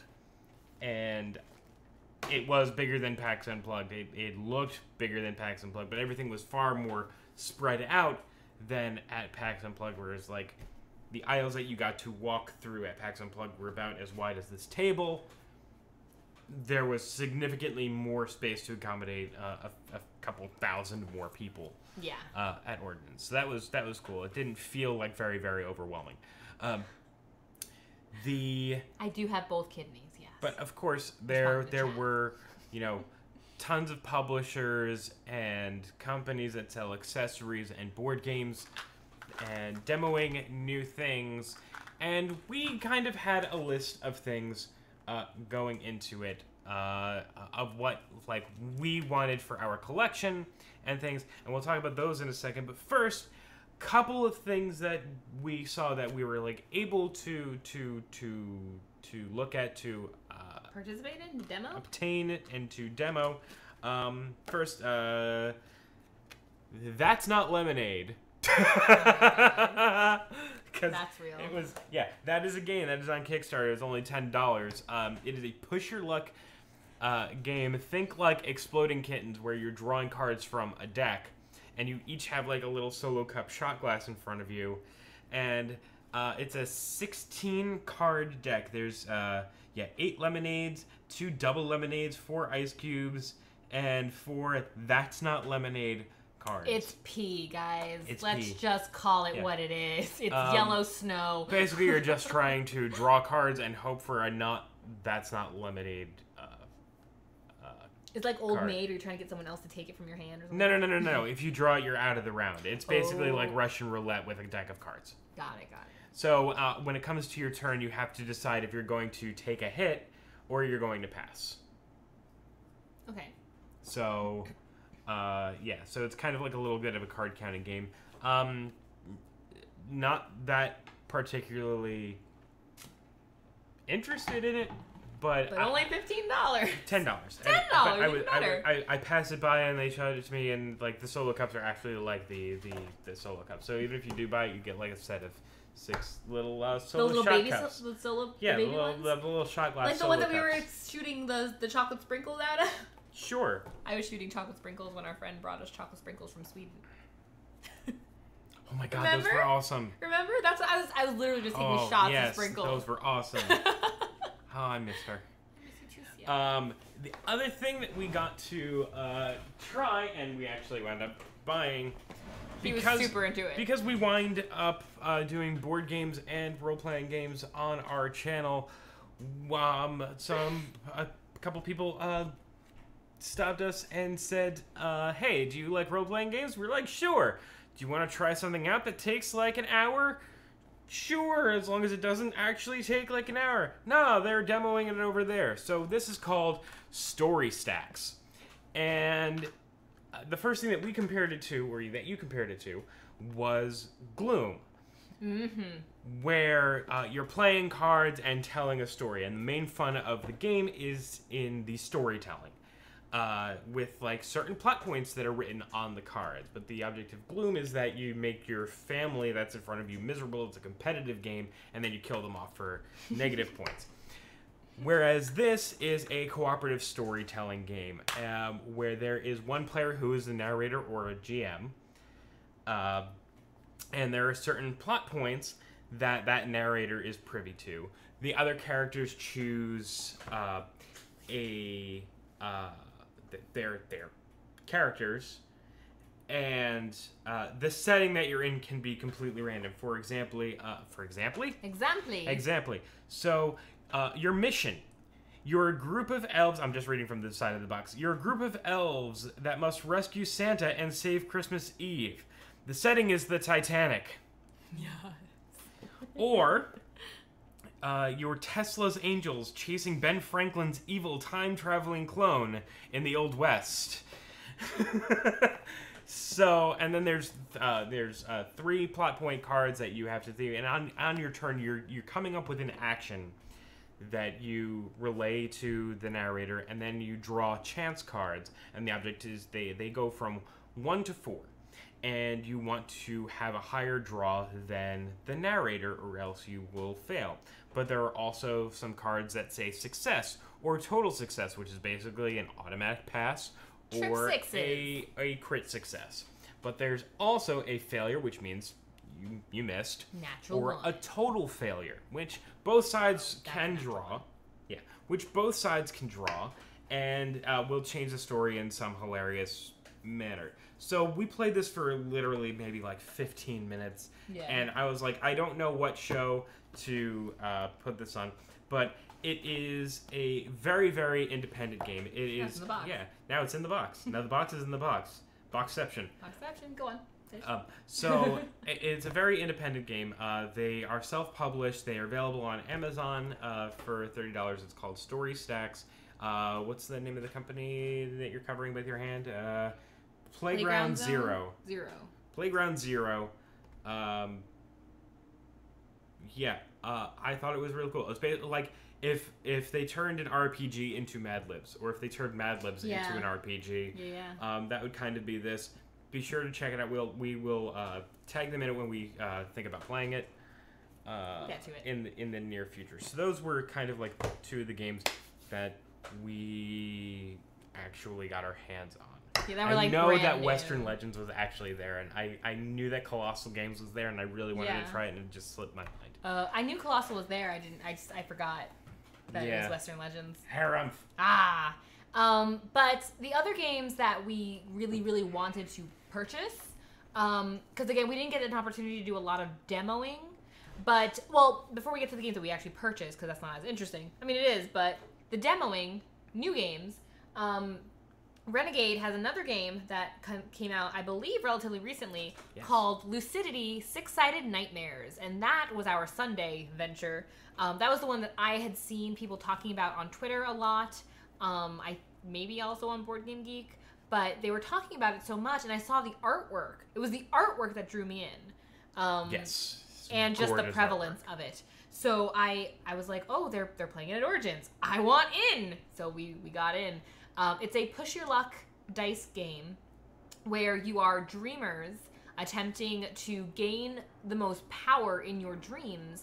But as you roll dice in order to hope to roll power, you are much more likely to roll shadows instead and become nightmares. If you become nightmares, your objective is to also gain the most power, but you get to have special abilities that let you eat the power from other players, other nightmares or dreamers. It's a pretty basic mechanic. It's a pretty basic game. What stands out most is the artwork. It's just stunning, creepy, eerie, beautiful artwork. I say beautiful, I mean like grotesque. Eyes are very pretty. Eyes are immensely just... They really draw you in. So I mean, the player board is just it's a big old eyeball. It's with other things around. It's really nothing spectacular. It's a small game. It's a small box game. Small game. Plays in about a half hour. Small player sheet. Yeah, it's one of those games that could be 2 drawn to 4 out players. unnecessarily. And to be honest, I wouldn't play it with less than 4 players. Yeah, probably not. No, I don't think that would work out well. I think it'd be boring. But the thing about the game, though, is that it is push your luck. It is dice, so it's a lot of luck. There's really very few ways to... Your dice can be adjusted, but it never really quite has a positive ring to it when you adjust the dice. Because you can adjust the dice if you, start to add to your nightmare tracks. But once you get 3 of a certain color of that shadow, that eye, you become a nightmare of that color. And then once you become a nightmare, it starts to feel a little bit like the dreamers are outweighed in terms of ability by nightmares. Yeah. And to that point, you're just like, screw it. Just become a nightmare. Win that way. I was trying really hard to win as a dreamer, and it wasn't going to happen. No. I got close, though. I got real close. It did wind up being I think I came in second. It did kind of wind up coming to be a close game. I think the point I got lucky, though. The point difference between first and last was about 4 points, and there were 4 of us, so... Yeah, and I came in second by 1 point. But so essentially you have there's 4 colors, each one associated with a different type of nightmare, which I thought that was pretty cool. Because the red one is like primeval fear. And it's the only one that has a hunt symbol. And 4 hunt symbols is how you die Yeah. in the game. You can just straight up And when die, you die, you and you're don't come back. eliminated from the game. That's the only way you get eliminated. And I thought that was pretty cool because that's also the only die that has a 2 power symbol on it instead of just a 1 power symbol. And they have other types of nightmares, other types of dice, and each nightmare has a different type of ability. Primeval Fear was red. The It's, Nightmare of Entrapment, Imprisonment, which is was what yellow. I was. The Nightmare Fear of of Envy Envy was green. and I don't remember what the blue was. remember Depths. Yeah, the depths. Yeah. Like, Nightmare of kind the of like Depths. claustrophobia. Yeah. So yeah, overall the game is really pretty. I think it's a little bit unbalanced once people start becoming nightmares, as if they want you to become a nightmare, and you really shouldn't try to win as a dreamer. Yeah. But it was a cool game. It's a quick game. Depending on how much it costs, I might buy it, but I think if we're going by the VGA ones, I'd probably keep it at a play. I would keep it at a play. That said, we also we went over to the Board Game Geek booth where they were recording things, and we're chatting up with Aldi and Rodney Smith, Oh yeah. who's now part of the Board Game Geek team. And now have our business cards. And now Hi our guys. business card, yeah. But they were also giving away or Welcome selling to our table. some promos. So we picked up the Board Game Geek window for Sagrada. I don't know where it is, It's somewhere. but it It's is probably in my somewhere. bag. They have like this neat little mini expansion for Castles of Burgundy, which picked up, and a few cards for Raiders of the North Sea, which if you know me at all, you know that I'm kind of in love with that game, and it is high on my Jen will list. like that too. Yes. We were roaming the expo hall. Yes, I was very determined to get some new dice. I didn't think I was going to get a whole new set, but I did, and I don't regret this purchase at all. It was a little pricier than I expected it to be, but these are gemstone dice, and they're really beautiful. It's hard to see with the light of God, but they're really beautiful rose quartz dice. They roll really well, they sound really nice, they feel really nice, and I was using the D6 on Tuesday, and I was rolling really well. What was the joke that you said? They're in a pillbox because these dice are sick. I did not say that. Are you sure? I'm pretty sure I never said that and never would. But yeah, I purchased a set of dice from Metal Dice Games, so you can check them out, and you can check out the gemstone dice. They are a little pricey. These were $38, I believe.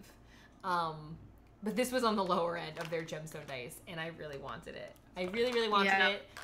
And I also got a bought couple some D6s. individually because I bought the Yes. same. I Me bought too. 2 rose quartz and 1 opalite. Yes. And they were $6 each. Mm-hmm. So Yuli was with me when I got I have these.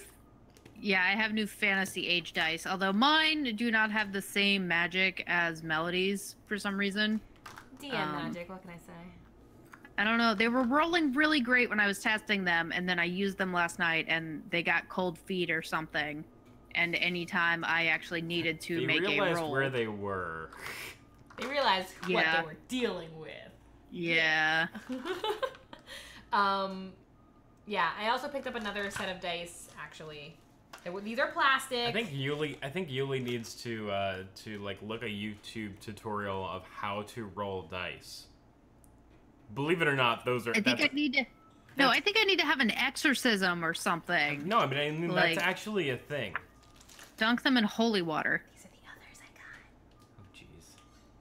Those Okay, are her maybe special maybe I'll do sentences. some research on how to roll dice. Just do it. So, but since we're talking about our roamings through the expo hall and the exhibit hall and the gaming halls, I agree it was very spacious in there. I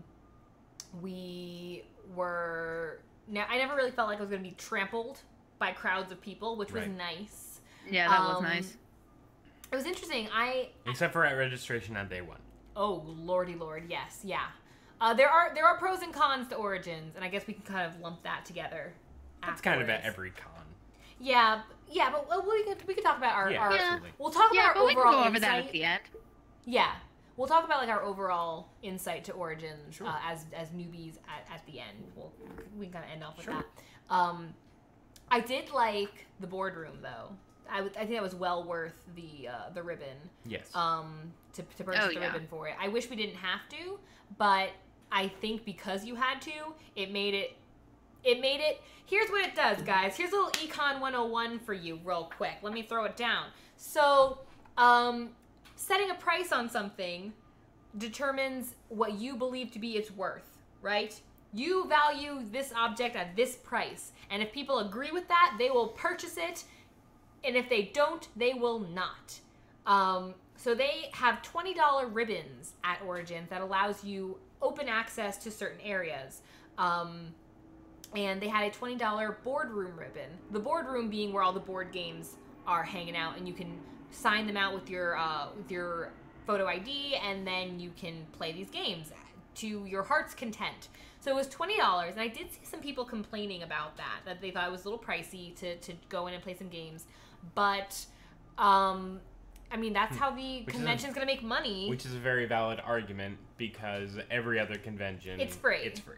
But, in every other convention, how crowded is it in there? We had space for days to sit and play games with each other, and just enjoy the space, which to me made it worth the $20. I could budget $20. I think most of the conventions actually plan to have much larger spaces, though. Maybe. PAX did not expect what it got. PAX, I was very disappointed in that area. Very, very disappointed. Did not expect what it got. Right, which is fine. It was brand new. So I'm hoping that's definitely adjusted for next year, or for this year, I should say.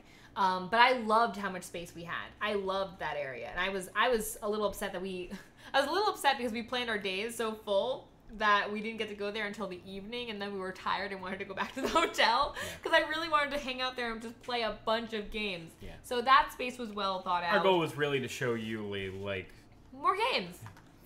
Have her cross the threshold to our world of games. Welcome. Yeah, I experienced a whole new level We taught her of board Pie Town. games. We taught her Pie Town. We taught her Pandemic, and then she downloaded the app. Boom. And then we played the actual game. It was great. Yeah, I needed to play the actual game. Although now that I have won a few games on the app, I feel like I've conquered it, and I haven't really played it since. So Excellent. I don't know. Next up, it may come back. Pandemic Legacy Season 1. Here we go. Throw down. Boom. Throw down. What are we, Tantrum House now? Yeah, we are. In this corner, normal Pandemic. Go. You missed your cue. In that corner, Pandemic Legacy Season 1. So, yeah, I liked the space of the expo halls. I like how they were spread out. The only thing I didn't like was that they put the closed off room right in the middle. And so it was like this awkward, That was weird. The hours were weird. Yeah. Ohio, why don't you stay open past 8 o'clock? Yeah, and then all the rooms closed at 6. And we're like, what? 6? Yeah, all the food closed at 8. Mm-hmm. And anything considered late night closed at 10. Yeah. Like, yeah. But Come on, Taco Ohio. Tuesdays. Taco Tuesday was the best. But It was the anyway. best part. Ooh, Anyway, that was yummy. bringing it back in. So that was like an insight into the main area, the expo hall. The entire place really was, I think, pretty well organized, other than the RPG rooms were a little difficult to find. I was supposed to be in Taft Room C for Numenera, and I was lucky that I found it. But the RPGs had a space, the board games had a space, the exhibitors had a space, and that was nice. And again, because of the size of the convention center, everything was well spaced out, which was, again, nice to see. Anything else of note that we picked up, that we purchased in the, before we get to, not the games that we purchased, we'll talk about T-Dragon in a second, but, You can talk about that. Yuli, I mean, I didn't just you kinda pick wanted up to, some like, things? Did I pick up more things? Like, purchases, we both got dice, didn't I got the Nab? dice. I got my little hair thing that Yeah, you reminded me did. of Zoxley, Get a little Zoxy. my overlay character. Yeah, the rest was T-Dragon, but I bought stuff for you guys, which was a whole new experience. Trying to buy Century, and the line was wrapped around the booths Intern. twice. We played the intern game last week. We don't actually have real rules to it, but I think I won. Because I think I was literally never the intern. Because you weren't there. I was only not there one day. One like full 24 hours if you count. And like, I Wednesday forgot to evening and pass Thursday. it off, so I just stayed the intern. You were just pretty much the intern. It was great. Yeah, there were a lot of things to purchase. There were a lot of fun vendors there. But we were budgeting for some other things. Speaking of some other things, at this point, we're gonna go ahead and talk about some of our.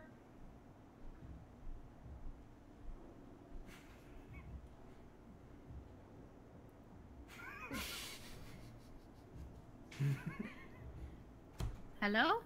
No, we're here, else? Yuli. Don't worry. We're here. Sorry, I forgot she's Oh, not on okay. video and she can't see that I'm staring at Ryan. And she did. Oh, She the did. cat. In a sense. Put the cat down. Okay. So, at this She point, came up to me. I know she always makes the same mistake over and over. We're gonna talk about the purchases, the particular purchases we wanted to make at Origins. It was essentially our goal to go to Origins and pick up these games. We knew we wanted them. I had a buy list on my phone. These are the games to buy. First up. So what did we get? Yeah! Potion Explosion expansion. That's the one I really wanted. It comes with a 5th ingredient, which is like a wild It's ingredient. even called Potion Explosion, the 5th ingredient. And it's like a wild ingredient. I think it glows in the dark or something. Does it like glow in the dark or something? No, but I like this balance significantly better. Hey, I'm my We're normal skin tone. colors. I'm like, oh, I'm bright. Color. The eyes of God have it. It adds so It's nothing there. Stop it, fine lord. So that's this 5th ingredient, Ghost Ectoplasm. yes. So there are more potions. There are different professors that you can ask for help from, that each do their own thing, and a cauldron where the ghost ectoplasm lies. This came out last year, but we didn't get a chance to play it We're making a comeback. or anything. But we kind of want to get back into playing more Potion Explosions, so we picked this up because it's been on our list. It's a good game. Potion Explosion. Also, when I bought this, Eric Lang was standing right there and was like, "Really? That's the price?" I was like, "Yeah, shouldn't you know this because of who you are?" He was Aren't like, you the you that knows? he was you like, think? "Nah." Okay. Did you really speak to Eric I Lang did. that way? I did. He was like, Wow. "Really? It's only that much? I thought it was that much." Did you notice his badge? Apparently his badge said Eric Long. They spelled his name wrong.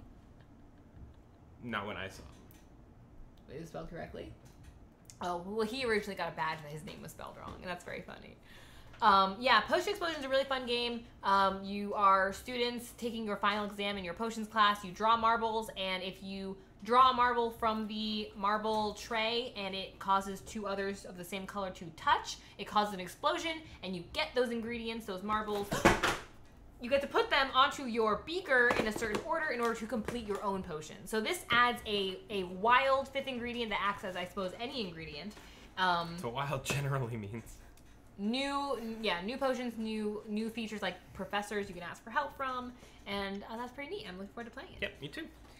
So look forward to that. Also, I finally got the Raiders of the North Sea Field of Fame. This was an expansions trip, by the way. Expansion. Yeah, we're getting all the expansions out of the way that we bought. So the Fields of Fame expansion for Raiders of the North Sea. It's one of 2 expansions for Raiders of the North Sea. It adds another board. It adds Jarls that you can, and another scoring track, and different. 'Cause that's what it needs. Yeah, and also different new fortresses and things. Your Jarls can get wounded. You can run away from them, or you can fight them. You can take them prisoner, etc. It's more things that you can add to the game to enhance it. I'm really looking forward to it. I kind of, when I saw a review for both Fields of Fame and Hall of Heroes, which is the other Raiders of the North Sea expansion, I kind of fell for this just a little bit more. It seemed a lot more interesting, but I think that like the full game experience, you need both of them. But we're gonna give it a shot with this, as well as the new promo cards that we got from the Board Game Geek, Thank you, Board Game Food. Geek. because you're awesome. Nope, you didn't catch it. Nope. Thank you, Renegade, for making games that we clearly love. Yep. So, Fields of Fame expansion for Raiders of the North Sea. Oh, speaking of expansions, though, I'm going to interrupt before you jump to the next one because I just noticed Sagrada in my view of the camera, and we got to take a peek. We didn't get to play. You do that? But we got to take a peek at the expansion. Sorry, wrong side. It's over here. Here, Sagrada. At the expansion for Sagrada, which is coming out probably at Gen Con. But I think at Gen Con. We didn't pre-order it, but we'll get our hands on it too, and we'll do a review and we'll play on stream. But Sagrada is coming out with an expansion that adds another player, more marbles, more windows, more tools to use, and a different mechanic, and a new mechanic, drafting mechanic. And it's got these little wheels, like these little wheel-looking things to add new private objectives that involve this new mechanic, I think. And I'm really looking forward to that because Sagrada is a fantastic game. That's probably the greatest, simplest game that we have. I love it. Next up on our list, because we do love Renegade and we also Renegade! love Clank. You got our heart, Renegade. We got Clank, The Mummy's Curse. We've been meaning to get this for so long. The second expansion for Clank, the the deck building adventure game. Basically now takes you to Egypt, and it comes with another double-sided board, more cards, a mummy that can curse you, and more ways to hurt you. Because we needed to be cursed, right? Because we did. One side of the board is a pyramid that you're diving under. The other side of the board is the Sphinx that you're diving under for treasure. Same premise. Get in, get treasure, get out. But new twists and turns and challenges await. And monkey idols, I'm sure, also abound. Yes, monkeys. So, yeah, the Clank, the Mummy's Curse, that completes our Clank collection so far until we get the Clank in Space expansion that's coming out. Oh, lordy. I don't think we have room, guys. Do enjoy that game, though. I don't think we have room. She says, staring at the empty shelves. Empty shelves and empty tables. Yeah. Stop it. Yeah, I went there. I know what I said.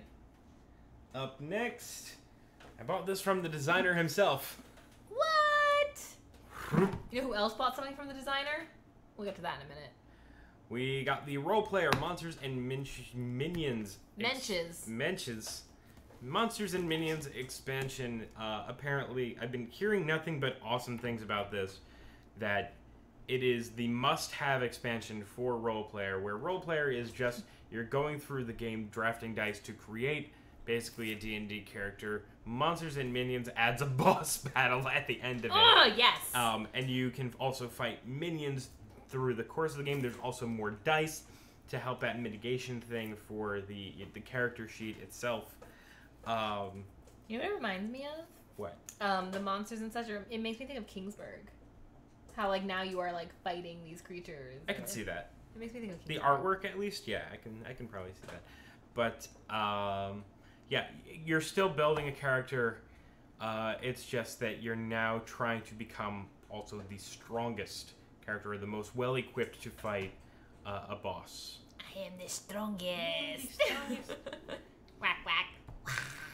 Oh boy. Yuli gets me.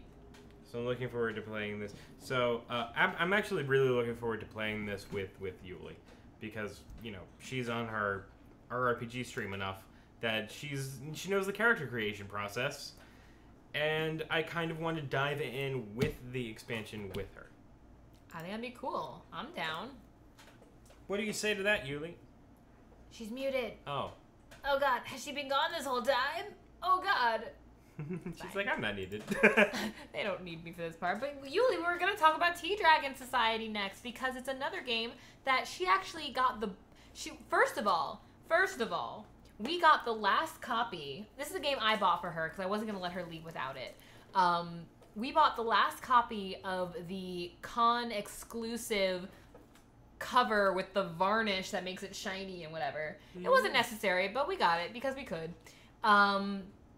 And then we also got, we also were told by the woman up front, who I think is Renegade's new, their new intern I think. She was very sweet. I liked her glasses. She said, oh, the designer's here and he's signing the boxes. We're like, oh, okay, cool. Oh, So sorry, I'm back. Are we talking about T-Dragon? Yes, we are. You want to? Yay, sorry, my computer was dying. No worries. We were just mentioning that Ryan mentioned that he bought the role player expansion directly from the designer. And I mentioned, speaking of that, we got Teeth Dragon Society and got it signed directly by the designer, and that was cool. So yay! I'm very excited. The art is so cute. And also, I didn't know that like this was like buying directly from the designer and like getting signed copies. So that was definitely a whole new experience for me. She can't fangirl about it just yet, but once she realizes how cool that is, she's really gonna just like freak out. Once she realizes who Bruno Cathala is. Oh my god, if I got to meet Bruno Cathala. Oh my god. Or Antoine Bauza. If I got to meet him and he could like sign a game. Oh my god, I would freak out. I'd be like, Mr. Bauza, can you please? See, I think it's better for me because if I know that someone is like really important or like, you know, is really big, I just like clam up and don't go near them and, you know, just cower away. So I think it's better for me just ignorance is bliss. But you're gonna learn them. You're gonna learn them, and then you're gonna start freaking out. Yeah, but now I have a thing. Like I got the last special box, and I got it signed by the designer, and maybe in time I'll realize how freaking awesome that is. So. Also, I just hope you like the game because I think it's an introductory deck builder. It was explained as. Oh, that's cool. Yeah, I was reading through the rules, and it's like a deck building game. Kidding. Well, I had to open it so he could sign it. It's no longer mint condition. It's my game. I want to play it. I'm kidding. It's true. No, it was so cute. But yeah, I'm looking forward to playing it on the stream. But yeah, it seemed like a deck building game, where you kind of like get points and use points to buy better cards and stuff like that. Sweet. Cool. It did look very cute. I look forward to playing that too. And we're gonna have tea. We're gonna have a tea party. With tea, with like pretty bonnets, and it's gonna be lovely. It should be like a board game brunch, and we'll have tea. We'll have a tea party. Yes, it's gonna be the most sophisticated of board game brunches, and while you're drinking tea, we're drinking mimosas. Anyway. There's no mimosa dragon. Damn it. There should be. So we're continuing in our obsession with escape room games, and we bought all 3 of the new Secret Adventure Unlock games. It was necessary. A No Side Story. I promise you, this is not an unnecessary purchase. Tombstone Express, and The Adventures of Oz. And I said that in the difficult level rating that they gave them. We're looking forward to playing these. They're the same premise. They're escape rooms in a box that you can play once, and then you can hand off to someone who hasn't played them before, or resell them on Maybe we'll eBay. do it as a giveaway. Like Who knows? our signed copy. Do you think people would want a signed copy from us? Are we that cool yet? I mean, I don't, but maybe I'm wrong. The only thing Internet. I needed your signature on was the marriage certificate. Yep. That's all I needed. So we got the Unlock games. Looking forward to playing them. Probably not on stream because spoilers, and they're brand new. We also True. tried to get the the new ones, but those aren't going to be released until Gen Con in a couple Dang months. it, Gen Con. So 41 there's that. days to Gen Con. However, what we did wind up getting, and these are And the big, playing multiple times. the big ticket items, or the big ticket items that were talked about probably the Dominus most. Muscus? Modern age. Yeah. The Mind. I'm gonna go look backstage so we don't get ambushed. We picked up the Mind, or Yoli picked up for us the Mind from This was intern job. Pandasaurus. Pandasaurus. The slightly early release, the Origins release, apparently did not sell out. It's a very simple game. We tried to play it a couple times. One of the times I remembered that I did not give Brenna Melody the car keys No, that's true. to That take was the herself to the moment. dentist appointment. And the other time it was tired and we were drinking. Another great moment. Yeah. Another great moment. We did pretty well though. We did all right. Yeah, we we did. got to level 5. Yeah. Which I don't think is really that great, but It's fine. yeah, we'll fix that. We'll probably play this on stream at least a couple of times, maybe even tomorrow actually on stream because of the relative shortness for what we do have in plan for tomorrow. Yes. Oh, and also, oh my god, what was I gonna say about the mind? Also, just in terms, because we actually have played this one now, so just how we like it. Hey, Mary, stop it! See, that's what you get. Now you got fur in your mouth. You like that? One moment, please. Oh, she's off. She's gonna swallow it now. She's gonna deal with it. So we actually had a chance to play the mind. It was good. It wasn't great. It was good. Yeah. It was good. It's interesting. Yes, it has an interesting concept. It makes you want to do better next time. Yeah. And it's not like it's impossible to win. It's not one of those games that's like, oh, by the way, you're at like level legendary and there's just no way. Right. So I appreciate that about it. The overall, it's like it's straight to the point. It's straight to the point, and I appreciate that. For being a quick card game. Yeah, it says it's literally gonna take you 20 minutes. That's not wrong. It's just, it wasn't like blow your mind amazing. I feel like your mind. But it was still a good game though. I feel like people were really hyping this one up. That's what I mentioned it because I feel like people hyped it up, or maybe you had hyped it or whatever. And it's a Spiel des Jahres nominee. Oh, and that I don't think it needed to be. Also, Azul, which we played in the boardroom. Yes. We'll also talk about like our other like slightly. Really? Well, the Spiel des Jahres is supposed to be like for like essentially the gateway game of the year. Is it? More or less. I guess. I mean, don't it wasn't remember what like one last year. I don't remember what one last year. Codenames. No, King Domino won last year. King Domino. King Domino is really fun. Yeah. King Domino is a lot of fun, and I liked Azul. It's just I was just like, I don't know. I thought Spiel des Jahres was like top notch. I was like, this game is pretty okay. Well, look at the nominees for the Spiel des Jahres are The Mind, Luxor, and Azul. And Azul. I didn't play Luxor.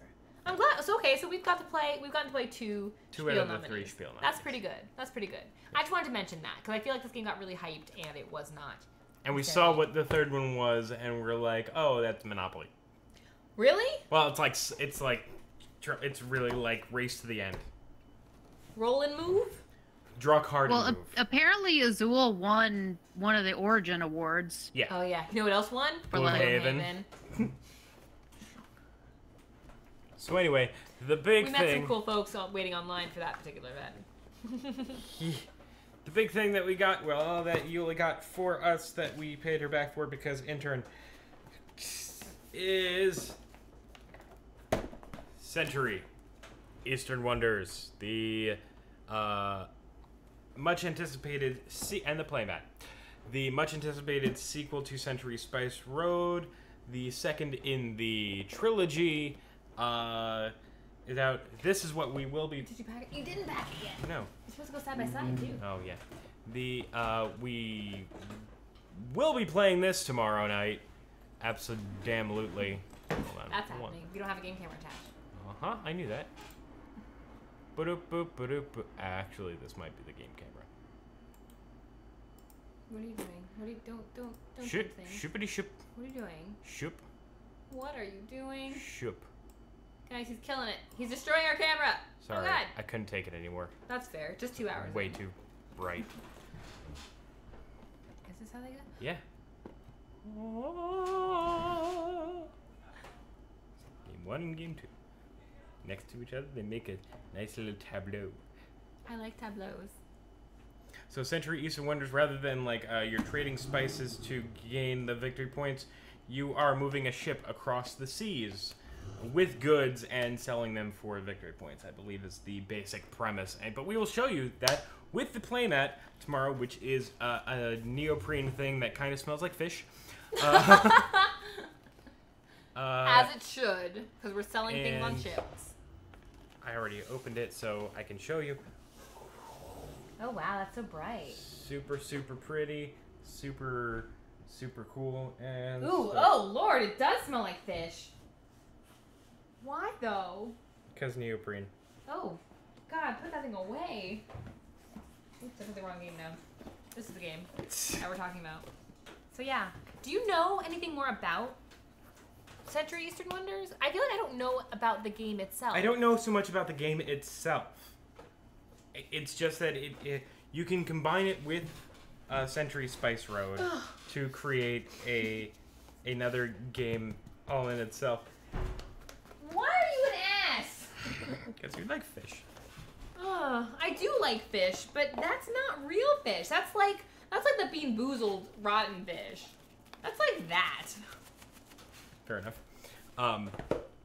But you can combine it to make essentially another game, and it's called From Sand to Sea.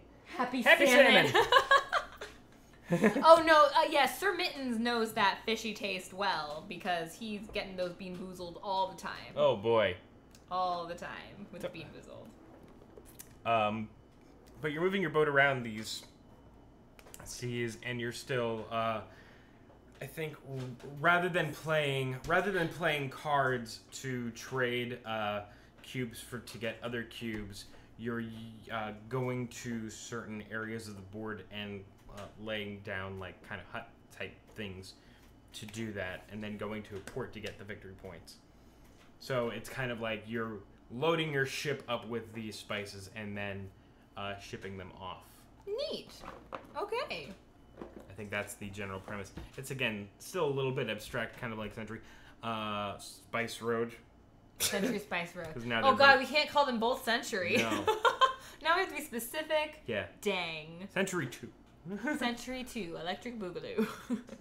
Yep. And then the one that's coming out next year is called A New World. Century, A New World. Or The New World, or something like that. Interesting. I'm looking So, forward to this. Because Century Spice Road is one of the few... I don't like engine building, but I like Century Spice Road. You like Terraforming Mars, though. I didn't hate Terraforming Mars. That game is just one of those games that I know I have to sit down and play for like 4 hours, though. I do. I'm not saying you do. I'm not saying you normal folks do. I'm saying I do. That's why I handle the light games in our stream. You can handle the normal people games in our stream. I make the whooshing sound. I get the gateway games. You make the whooshing sounds. Sounds good. Sounds good. Yeah, so that was the game that we really were after. Yes. Was Century. That's the game that everyone was pretty much after. That and Reef. Yeah. And Reef, yeah. Yeah. We should maybe look into that. Yeah. Just to say we did. Oh, okay. We'll look into it to say we looked into it. I love Tom Vassel's description of the Reef of Reef. Like, you should buy the game, and if you don't like the game, you can use the pieces for your kids. It's true. They were just these 'Cause little they're cog-looking things. They're like fake Legos. They were cute though. It was very cute. So you Tricentennial, guys will have a tricentennial. yes. And apparently you'll also be able to combine all 3 games. Yes. Right now you can I'm looking combine to see how the you 2 combine the games. I think that's very interesting. Yes. But then I think one of the surprise highlights. So having spoken about our purchases at Origins, the board games, what we're looking forward to in terms of purchasing for RPGs, and our big ticket items, as Ryan said. So overall, what was like a surprise, the surprise of fun parts of the vacation. So we got to hang out with the Dice Tower crew. We got to meet a lot of industry people. Well, first you experienced True Dungeon. Oh yes, I did. It was interesting. Yeah, I was about to say, do we want to talk about True Dungeon? Yeah. Sure, let's talk about True Dungeon. Okay. So that was something that all of us at least experienced for a second. Yeah. Because that was Friday night. I experienced 2 rooms. And I was And like, then you had okay, to- I've experienced enough. There was no way. And I had to Uber back, and my driver kept talking to me, and I was like, dude, shut up. I'm dying. Yeah. True Dungeon, if you don't know, is it's similar to a LARP, a live action role play. You are and also very similar to an escape room. It's like a really elaborate escape room. Yeah. And you are really delving into a fantasy world. So there are different rooms that you have different puzzles in them. We did a puzzle-oriented True Dungeon. So there were a lot of different puzzles, and you literally took on roles of characters. I think I have Ryan's I was a Ryan, dwarf fighter. right here. Not the point. No, I just wanted to. Oh no, this is mine. Yeah, I was a cleric. So you got these neat little character cards that had different abilities on them. It had your main traits. It had your health on either side, and the different spells or whatever you could do. So you had this with you. You had little tokens, little clay tokens that acted as your weapons and your potions and your items. And then you got to use them. You would tell the DM of that room that you wanted to use something, and you could use those powers and those abilities as you are fighting or accomplishing or beating a puzzle. And then sometimes you might get a special hint because different characters had to learn different types of ways to help. So if you were a fighter, essentially you just had to learn how to throw the little skee ball thing, not skee ball, the shuffleboard disc. And if it was skee ball, I would have rocked kick that its butt. shit. But it was shuffleboard, so... Yeah. As a cleric, I needed to memorize prayer beads and what each one did. I only had to use it once. I was very disappointed because I was using all sorts of pneumatic. Yeah, that was the same with me. Like, I was really excited because I was a druid, so I had to memorize either 14 or 16 different plant silhouettes. Yes. And I only got to use that once. Yeah, I really thought I'd get to use it. And there was this one room where we had to learn about the tale of a demon that was taking over the world, and we had to figure out his path before he was beaten. So there was on the floor were these hexes that were basically making up a mat, which was also a map. And you had to, we knew the end point of the demon where it was defeated, and we had to trace back using these stanchions with wooden pieces that pointed in directions, and we had to trace back his path, which just turned to a mess. But I thought maybe because I was a cleric, I might have some advantage, and maybe the DM would have a clue for me, but he did not, and I was disappointed in that. Yeah, I was kind of disappointed at that, especially after the room where we had the wine barrels, and we had to label the wine barrels. Oh my god. And they were like, oh, druid, if you had just asked which one was pine, and I was like, seriously, what? Yeah, that wasn't cool.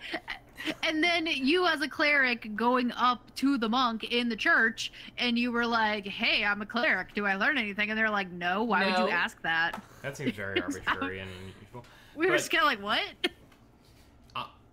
Honestly, I'm part of me, I kind of felt like I left kind of having seen everything, because by the time I left, I'd only gotten through 2 rooms before I started to not feel very well again. But we got through a puzzle room, which is our first room, and then we got through combat room, which is our second room. Yeah. And the other thing you missed. Yeah, you kind of. Yeah, you really didn't miss anything. Yeah. Just a cool dragon. Like, and I honestly did feel like at the time, like I experienced the whole thing, because it didn't seem very immersive so much. It got more it was intense. Like, I'm sure it did. But not that's the way really, I wanted it to, that was all. Like, it felt like, here's a puzzle, solve it. Here's combat, finish it. Okay, Yeah, go to the next room. We had no time to solve it either. Like, I get that they're on a timetable, but I don't know, there was either way too many people, so we were all just a, jabbering, not quite arguing mess, but we're all talking over each other. And then we had 5 minutes per room, and they were like, oh, well, you failed, you lose 6 hit points, and so we were basically dead. Like, the room so blew we up in our lost faces. every room other than the first 3. The barrels, which we got by accident. And then that was kind of crazy. And then we were punished for taking too much time to heal.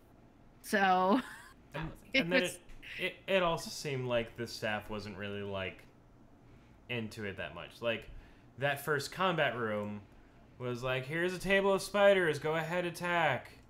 Yeah, it's almost like looking in the back scenes of a Chuck E. Cheese. Here you go. All right, you did a couple damage. Oh, you missed entirely. Yeah, a little bit. And I don't know. Yeah, I really wish I was exaggerating this guy's enthusiasm, but I'm not. I think he had the low level enthusiasm, because he was he was going with it, but he wasn't like over the top excited. He was in it, but yeah, I think also that was just they were rushed because then they were like having to mark things on the sheet and they Yeah. were being like ledger people and they were like, all right, cast, hit it, like it was kind of disorganized and everyone was rushed. There was and a so I very think stark that contrast between that guy and our DM.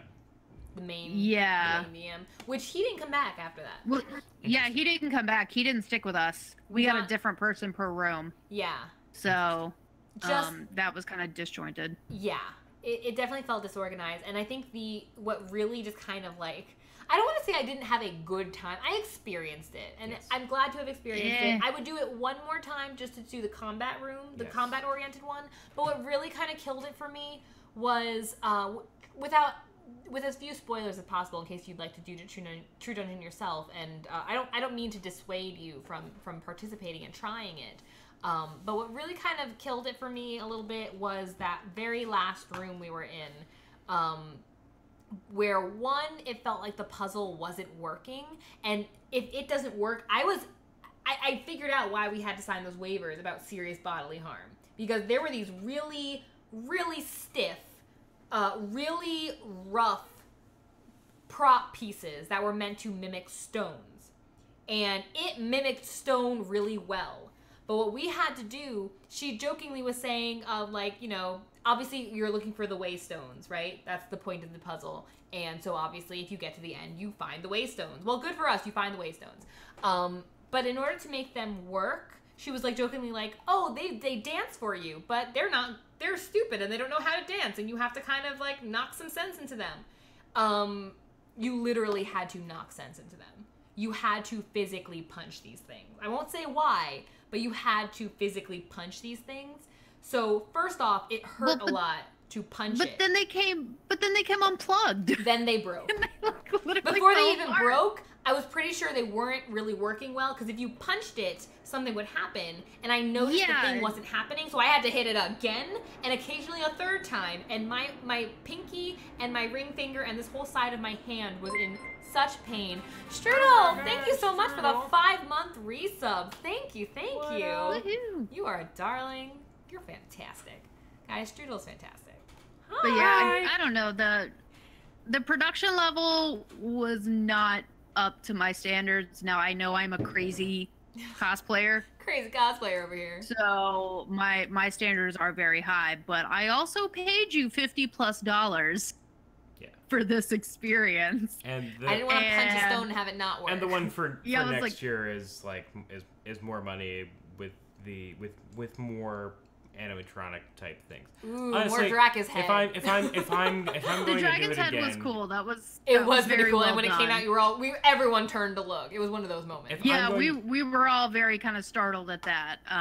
So I will give them kudos for that. But yeah, the rest, and I get that it's a traveling thing, Right. but yeah, the production value was not as high, and for me to have paid you $50 for you to rush me yeah. through all of that, and then to be with like, what was it, like 8 other people Yeah. who none of them were in our group, and we were all arguing, and we were all like, no, this is how you do. I don't know, it was just very unorganized, and I'm like, I don't want to pay $50 more to do that again. If I'm going to do that again, I'm making sure that I go with at least 6 out of 10 people so that we have a clear majority of. Yes, like we Yes. can discuss amongst ourselves and organize, and the other folks can just come along with us. Right. Yeah, I think that would definitely Either change be the with experience. us or against us. Or they can wait in the Yeah. corner with the Dracus.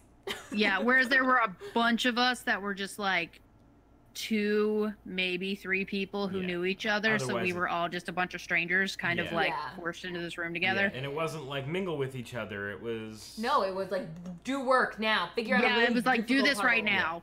So Oh wait, you died. Yeah. So, Yeah, and you really did not get enough time was the Yeah. problem. So anyway. But overall, though, I mean, like, I see what they were trying to do. decent. But It was okay. I'm sorry, guys. also, they kept saying real props, and I got no real props. They were all I thought I proppy was gonna get a props. sword or something. Like, Well, I mean, they weren't. I got a fictitious coin that went props. into the shuffleboard puck. So, Whoops. So anyway, moving on to other experiences. So you mentioned the Dice Tower. I did mention the And Dice talking Tower. to people. Saturday morning, the first When thing we were all alive. that Melody and I did was wait online to go be on the Dice Tower Live. If you go to Dice Tower's YouTube channel, you can find the live video stream. And if you go to 93 minutes, which is an hour and 33... Yeah. Hour 33 minutes. That's where we start. Mathing! Yeah, so that's the showcase, or the Showdown Showcase, where most people came to bring a game that they were designing, or they have designed and had a prototype copy of, or something, and apparently waited in line for quite some time. We are at the tail end of the video, and we just came to promote ourselves, and Tom was very surprised that we didn't have anything to lay out in front of him. He's like, oh, what do you don't have anything? You don't have anything? Yep, no, we were just there to talk about that. Very surprised at her name, because that's his daughter's name.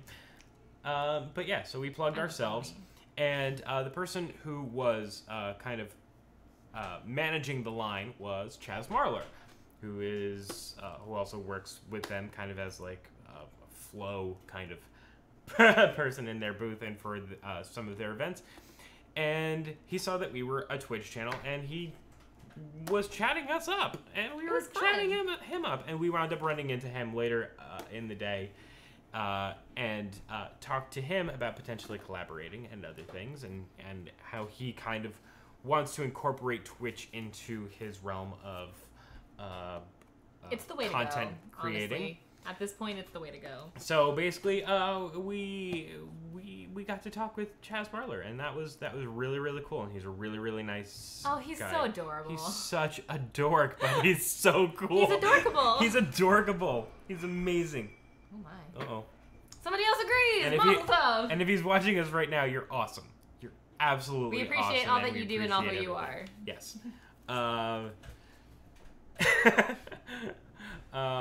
He's getting all fanboy. He's not even here. I really am. He's like not my even favorite. here. Because I was introduced to Chaz Marler by watching Board Game Breakfast and seeing his segment Head in the Clouds, and him talking about really interesting topics. And it seemed like every time that I had an idea about board gaming and things, that he would bring it up kind of telepathically. Like, he brought up board game cosplay and how nobody does it, and we were like, hey, we were just talking about this.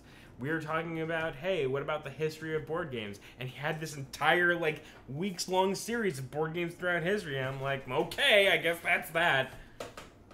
Oh, well. So that's that. Yeah, Then later it's that very nice to day, meet you, Chaz. we went to, yes, very much nice to meet you. Again, for the first time. We didn't meet him at PAX. We just bought a game from him. No, we talked to him about Tokaido and Oh, it's, yeah. Oh, yeah, we didn't buy things. that, actually. Oops. But later in the day, we went to the Dice Tower Live show, and they played a game that I wound up on. I was supposed to, but I got scared. It was basically a family feud between Sam and duh. yeah. Well, no, it was Sam and Suzanne, and then it was Mandy and Z. The better team, obviously. And I'm very glad that I wound up on Z and Mandy's team, because I'd be terrified to be on Sam's team and screw up. But I wound up losing. But in the end, I did wind up winning who's the real winner here? a Z Garcia, the poet, Z the Poet Tyrant From Rum and from Bones? Rum and Bones Mercenaries. Basically like an expansion figure for that game. This is giveaway fodder, people. It's true. Apparently. eBay! Yes. Yeah, it was sweet. It was really awesome. And pictures. If you go to our Twitter page, you can see pictures, updates, Twitter and Instagram. Instagram is easier. You can see pictures that I was updating throughout the convention, so that you can also take part in just kind of feel like you were right there with us. I took a bunch of pictures. So overall, for Origins, will we be back next year? Assuming that we can avoid a curse. We can avoid a curse and we can raise the money. Yeah. Overall for Origins Game Fair 2018. I don't like that I have to pay for everything. I don't like that we have Let's to start with the cons. Yeah. We'll Yeah. get them out of the the way. cons, Yeah, me neither. getting the cons out of the way, paying for each individual event Costs more. as you want to be a part of it. Yes, it might make you narrow down and focus what it is you really want to do, But that's not why I go to a convention. but I want to also have the freedom to say, no, I'm not as interested in that as I am in this. Let me go do that. And even though you do have the generics, if there were other people who wanted that event, you don't get to use your generic over their purchasing of that ticket. Right. My concern was when we played Lucidity, and then we're gonna hop to Yulish. We'll let her comment. We'll sort of go around. So my concern was when you did pay for the event. I only paid for one of the board game events, a learn and play, because I really wanted to play Lucidity. Mm-hmm. So when we got to the table, I feel like the explanation started off very strong and then weakened throughout, and so I was afraid of being confused, and I know the other players at our table were confused. So I sort of feel like if you're going to do a learn and play, you should be extremely familiar with the rules.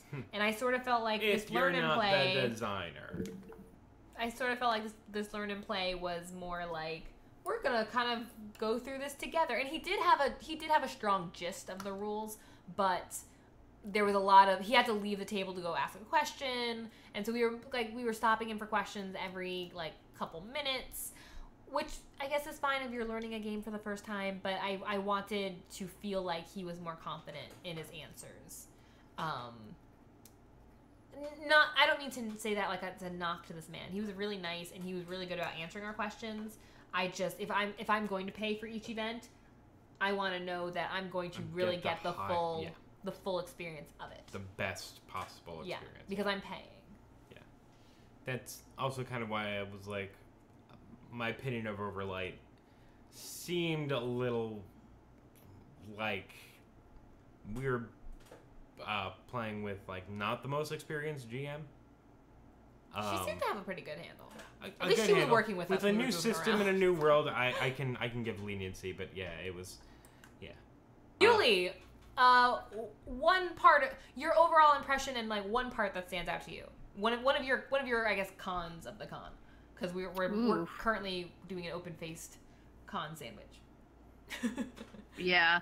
I mean, I think definitely mine was up there with the having to schedule in advance.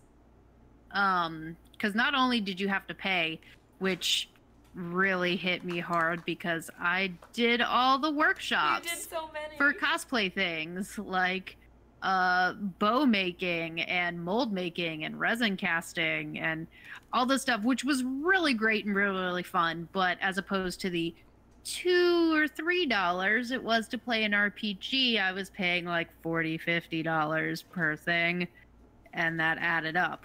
Yeah. But yeah, it really deterred me from trying new things because I was like, if I have to pay $3 and I hate it, I don't want to do that. And then yeah, trying to do our schedule ahead of time, having no idea what we were walking into, That was really kind of came back and bit us. Because we tried to do an escape room, we tried to do True Dungeon where we were all together, and we just had to completely shuffle our schedules around. And then by the time we got there, we were like, we really just want to spend time in the expo hall and play board games. Yeah. And we were like, why are our schedules so full? We're getting up at 6:30 Hush, in the Ryan. morning and then getting back to the hotel at midnight. And we Yeah. were like, I didn't play a single game. I warned you. Ryan. So I don't want to yeah, say I the- told you so, but I really do though. yeah. Save it, plague. So yeah, next year, leaving a lot of open time. Yes. Although I feel now that I've done a lot of the workshops, I don't think I need to do them again. So No, who knows what new workshop might. But like I said, maybe you pick a top 2. You know? yeah, I think definitely if there's a big new game or a system that you really want into, then yeah, go ahead, buy your ticket, make sure you're at the table. but yeah, I kind of missed the freedom. I've really been exploring with cons, like the freedom of just going in and out and being like, I would never attend this kind of panel. Let's go to it and find out what it's like. You couldn't really do that here. Yeah. So That's fair. so yeah, that was kind of a bummer. But the whole experience was just, like I said, a whole new world for me. So yeah, everything was a new experience, which was fun. Cool. So overall, I enjoyed it. Next up, Nice. PAX. Yes, PAX Unplugged. We're getting Yuli to PAX Unplugged, where there is more cosplay. I promise you, there's more cosplay at PAX Unplugged. Yes. Oh, I have more cosplay planned. Oh, we're I getting have- ready. Yeah, Oh, this because- is the real Because- deal. Because PAX Unplugged is different in that it's a lot of PAX people. It's run by the primarily. PAX people. Right. No, but I mean like the people who go are mostly are PAX people, not so much board gamers. Yeah. That too. So Okay. it is people who play video games more, and so there's a lot more cosplay. Not I a ran lot into more. the same Tifa Lockhart 5 times. Yeah, I was shocked at the amount of cosplay, but it was just like, I guess I'll put this like random cosplay. Yeah. That just pulled from video games, TV, which is all well and good. Like that is perfectly fine. I just know I usually have some kind of strategy when planning mine. Like you know, Game of Thrones season 8 is coming out. I'm gonna wear my Game of Thrones stuff. I'm gonna like I kind of follow trends a little bit too, or like the theme of that convention. Yeah. But yeah, I'm really excited. I have a lot of cosplay plans for PAX, board Sweet. game cosplay plans for PAX. And As then, the cosplay director, so I Yeah, hope as the I get cosplay to director. do those.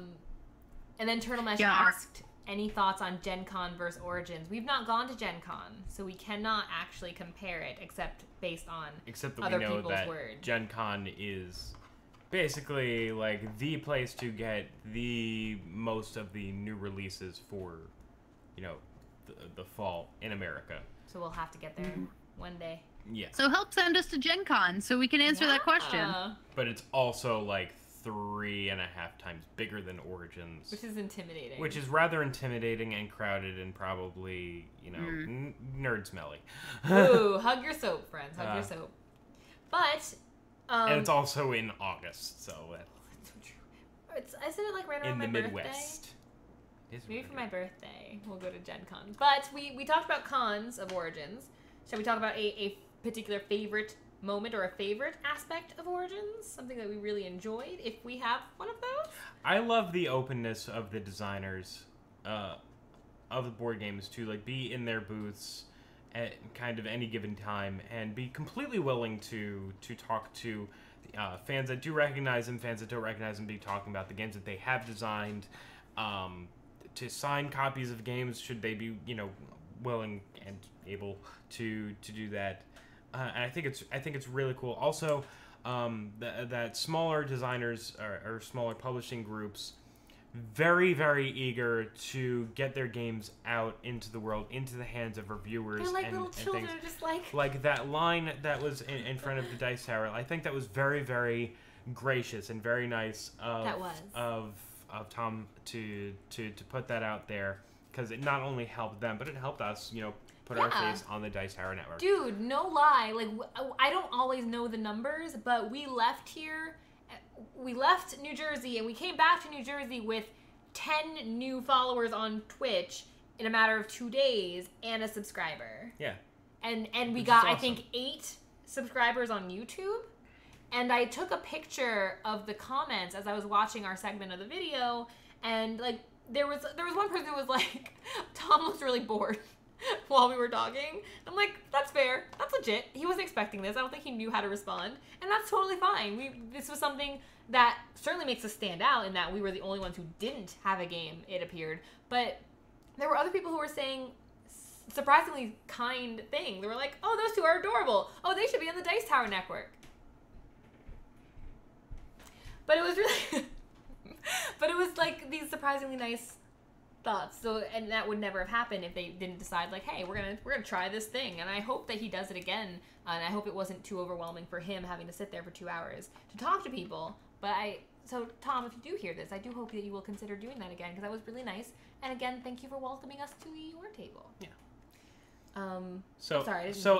Again, like the openness and the willingness of the designers, the publishers to put their games out there, and basically be vulnerable to criticism from both the public and from critics. Which is important for developing a game anyway. You need that criticism. If the game is not out yet, then yes, that is certainly important. And then it's also important to hear it, especially if it's like your first game and it's out there, to hear both sides from people that are experiencing. But like the friendliness and the community of everybody and everyone that seemed to be there, it was and always is like what kind of gets me. Like happy to be. Oh. No, I come up with a new one. But we're gonna let Yuli go first while I come up with a new answer. Yuli, do you have like a favorite moment or a favorite aspect of Origins? So Not just dying. piggybacking a little bit on what Ryan said, kind of the openness. Like I've been saying, this whole thing was a whole new world for me. But yeah, I don't even cardboard. Yes, Ryan sang that to me, and now that's all I think of. Oh, that's right. That was gonna surprise me nicely. But yeah, I mean, I'm a complete newbie, and I totally picked up on, the designers being out and about and talking to people, and how accessible they were. So that was kind of cool. That's definitely not something you see at other conventions.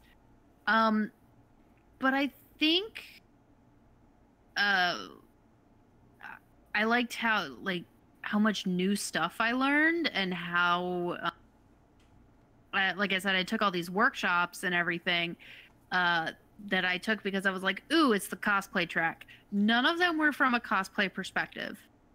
So it was really interesting to learn all these things that as soon as I said, oh, I'm a cosplayer, they're like, oh, yeah, of course, that explains why you're here. She got I knew nothing. The special treatment from one of teachers. I kind of did a little bit. I mean, like the resin casting and stuff, that was mostly for like miniatures and everything, and I knew nothing about that. And everyone was kind of like, why are you here? And I'm like, cosplayer. They're like, oh, yeah, that makes sense. But I never imagined that resin casting would be used for anything but cosplay. So that was a lot of fun. I also want to throw out the on Saturday I spent a lot of time in the Amped Guard room, which they are it's a like nationwide community of like LARPers. They were a really fun group to hang out with. They were just rowdy and fun, and they have groups and guilds like all over the country, and so I've found my local one. So I'm considering joining up with them because they have like an artisans guild kind of section where I can learn things, and I can also learn to hit people with foam swords. So that sounds like fun. Swords, I hear they're called. I mean, like I said, they were just having a lot of fun, but what really struck me was the community. Like they were all very close. They all enjoyed hanging out together, and they were a very tight-knit community that really just valued what they played and valued sharing what they love. So I was really taken in by that. Awesome. Yeah, that's really great. I think, I agree with both of your points. I definitely thought that the community aspect was there from both the attendees and from the exhibitors and vendors. You kind of get the sense of like the vendors saying things because they want you to buy their stuff. But like, Absolutely. Same with the designers who are helping sell games. But no matter what, you never had to feel intimidated talking to any of them. But I think what I liked best about Origins was that I set out to do something. I know we had an issue with we all kind of have an issue with the bought in advance tickets, but I had a goal to do things, and while there are other things I would have loved to have just jumped in on had I had the chance, I accomplished what I wanted to accomplish. I wanted to experience new RPGs. I wanted to experience some new board games. And I got to at least peek at some, and we got to demo 1 for sure. 2, really, because we also played Onitama for the first time. To which I was swiftly beaten. Swiftly. Relatively swiftly. It's a short game, though. It so is a short that's game. why. It's not. But we got an opportunity to look at things we wanted to look at, and we did. So I felt like it was an extremely productive week, despite losing a day. I got to hang out with my husband and one of my best friends, and we got to play games this week, and it allowed itself, allotted itself? What's the word I want?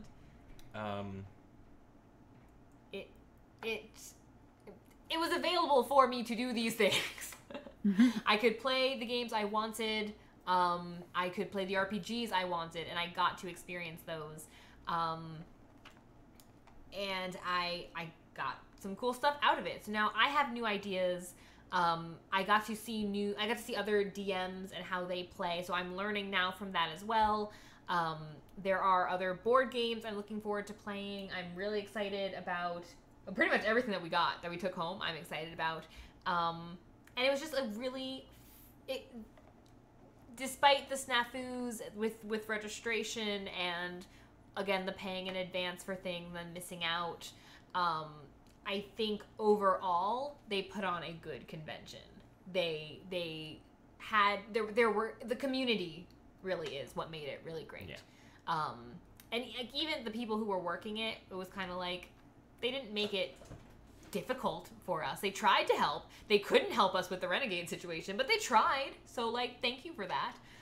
The staff was very nice. They were diligent about their job, making sure people did not sneak in. If your pass was turned over, you got to turn it back around. So, diligent staff, plenty of space, good company, really nice designers and vendors and exhibitors. Just overall, the experience was just really nice. So I appreciate Origins not being a crummy experience. It's a cat box. Ha! Her shoulders are just like... That's Yeah, I mean, amazing. I will say, the registration section was really, really frustrating for me, and I kind of went into it being like, oh god, what is this gonna be like? But I was pleasantly surprised. I felt like at the convention things went pretty smooth. There were some snafus with incorrect rooms, and that was probably the most common complaint that I heard from other people. Yeah. But it's a convention. But it seemed like the staff understood happens. that and let a little more leeway as far as time before accepting. Yeah, generics and things. that was the other thing was your game was scheduled to end, or I had a workshop scheduled to end at 4, and then my Lightless Beacon game began at 4. Yeah. So, don't schedule things right on top of one another. Leave space. Because there's a chance that you're 15 taking to a 30 10-minute minutes. walk. Yeah. Also, I think Chris from Board Gamers Anonymous was also right about, as press, if you are allowing us this opportunity to get sort of an insider peek at your convention, then I think there should be maybe more of an insider peek. Yeah. Yeah. That's all. Just I Yeah, want a little sneak peek at things. Yeah, it was we didn't really get a whole lot more No. other than just We streamlined the registration the free process. press. Yes. Like, That we is, just getting her own you know work. what? That that was very valuable. That kind of paid for itself. But I mean, Yeah. I mean, Oh, but then trying to get our ribbons and our generics. that was annoying. We Was, were fortunate to kind of get in line with some nice folks. that wasn't the worst. Yeah, there were some very nice people. But yeah, as far as being press and things, we could schedule a time to actually talk to publishers and designers and whatnot, But when? or Yeah. we could probably take a chance and run into them on the floor of the exhibit hall anyway, and they'd probably be willing to answer a question or two. And hello, Rose Jungle. Well, hi. Did you have also comments about Origins? because you're welcome to share. If you Oh, would. also, can we give a shout out to that guy who talked to us in the boardroom? Yes! We met someone who watches us. If that was And you we were who like, ran into "Yay." us. Yeah, that was super nice. We really appreciate that. Thank you for coming up and saying hi. Yeah. We are. And we were Go on. trying to play it cool, but inside we were like, oh my god. Oh my god, somebody recognized us. Yeah. That was And pretty as soon as you walked away, we were like, damn, we should have gotten a picture with him. We should have. Yeah, we should have got a selfie. Yeah. Man. Yeah, so Oh, we had well. selfie remorse. Oh well. That's all right. But if that was you, do let us know via your username so that we can say hello properly. Yeah, I think overall impressions were Relatively overall positive. yeah. And if we are able to get back, more power. More Yes. power. Awesome sauce. Yeah, it's like I would do it again. I think this time we would have a lot better planning. Yes. Yes, And we could do a lot would. more. Yes, that would be good. So if you are watching this on the YouTubes where we plan on posting this,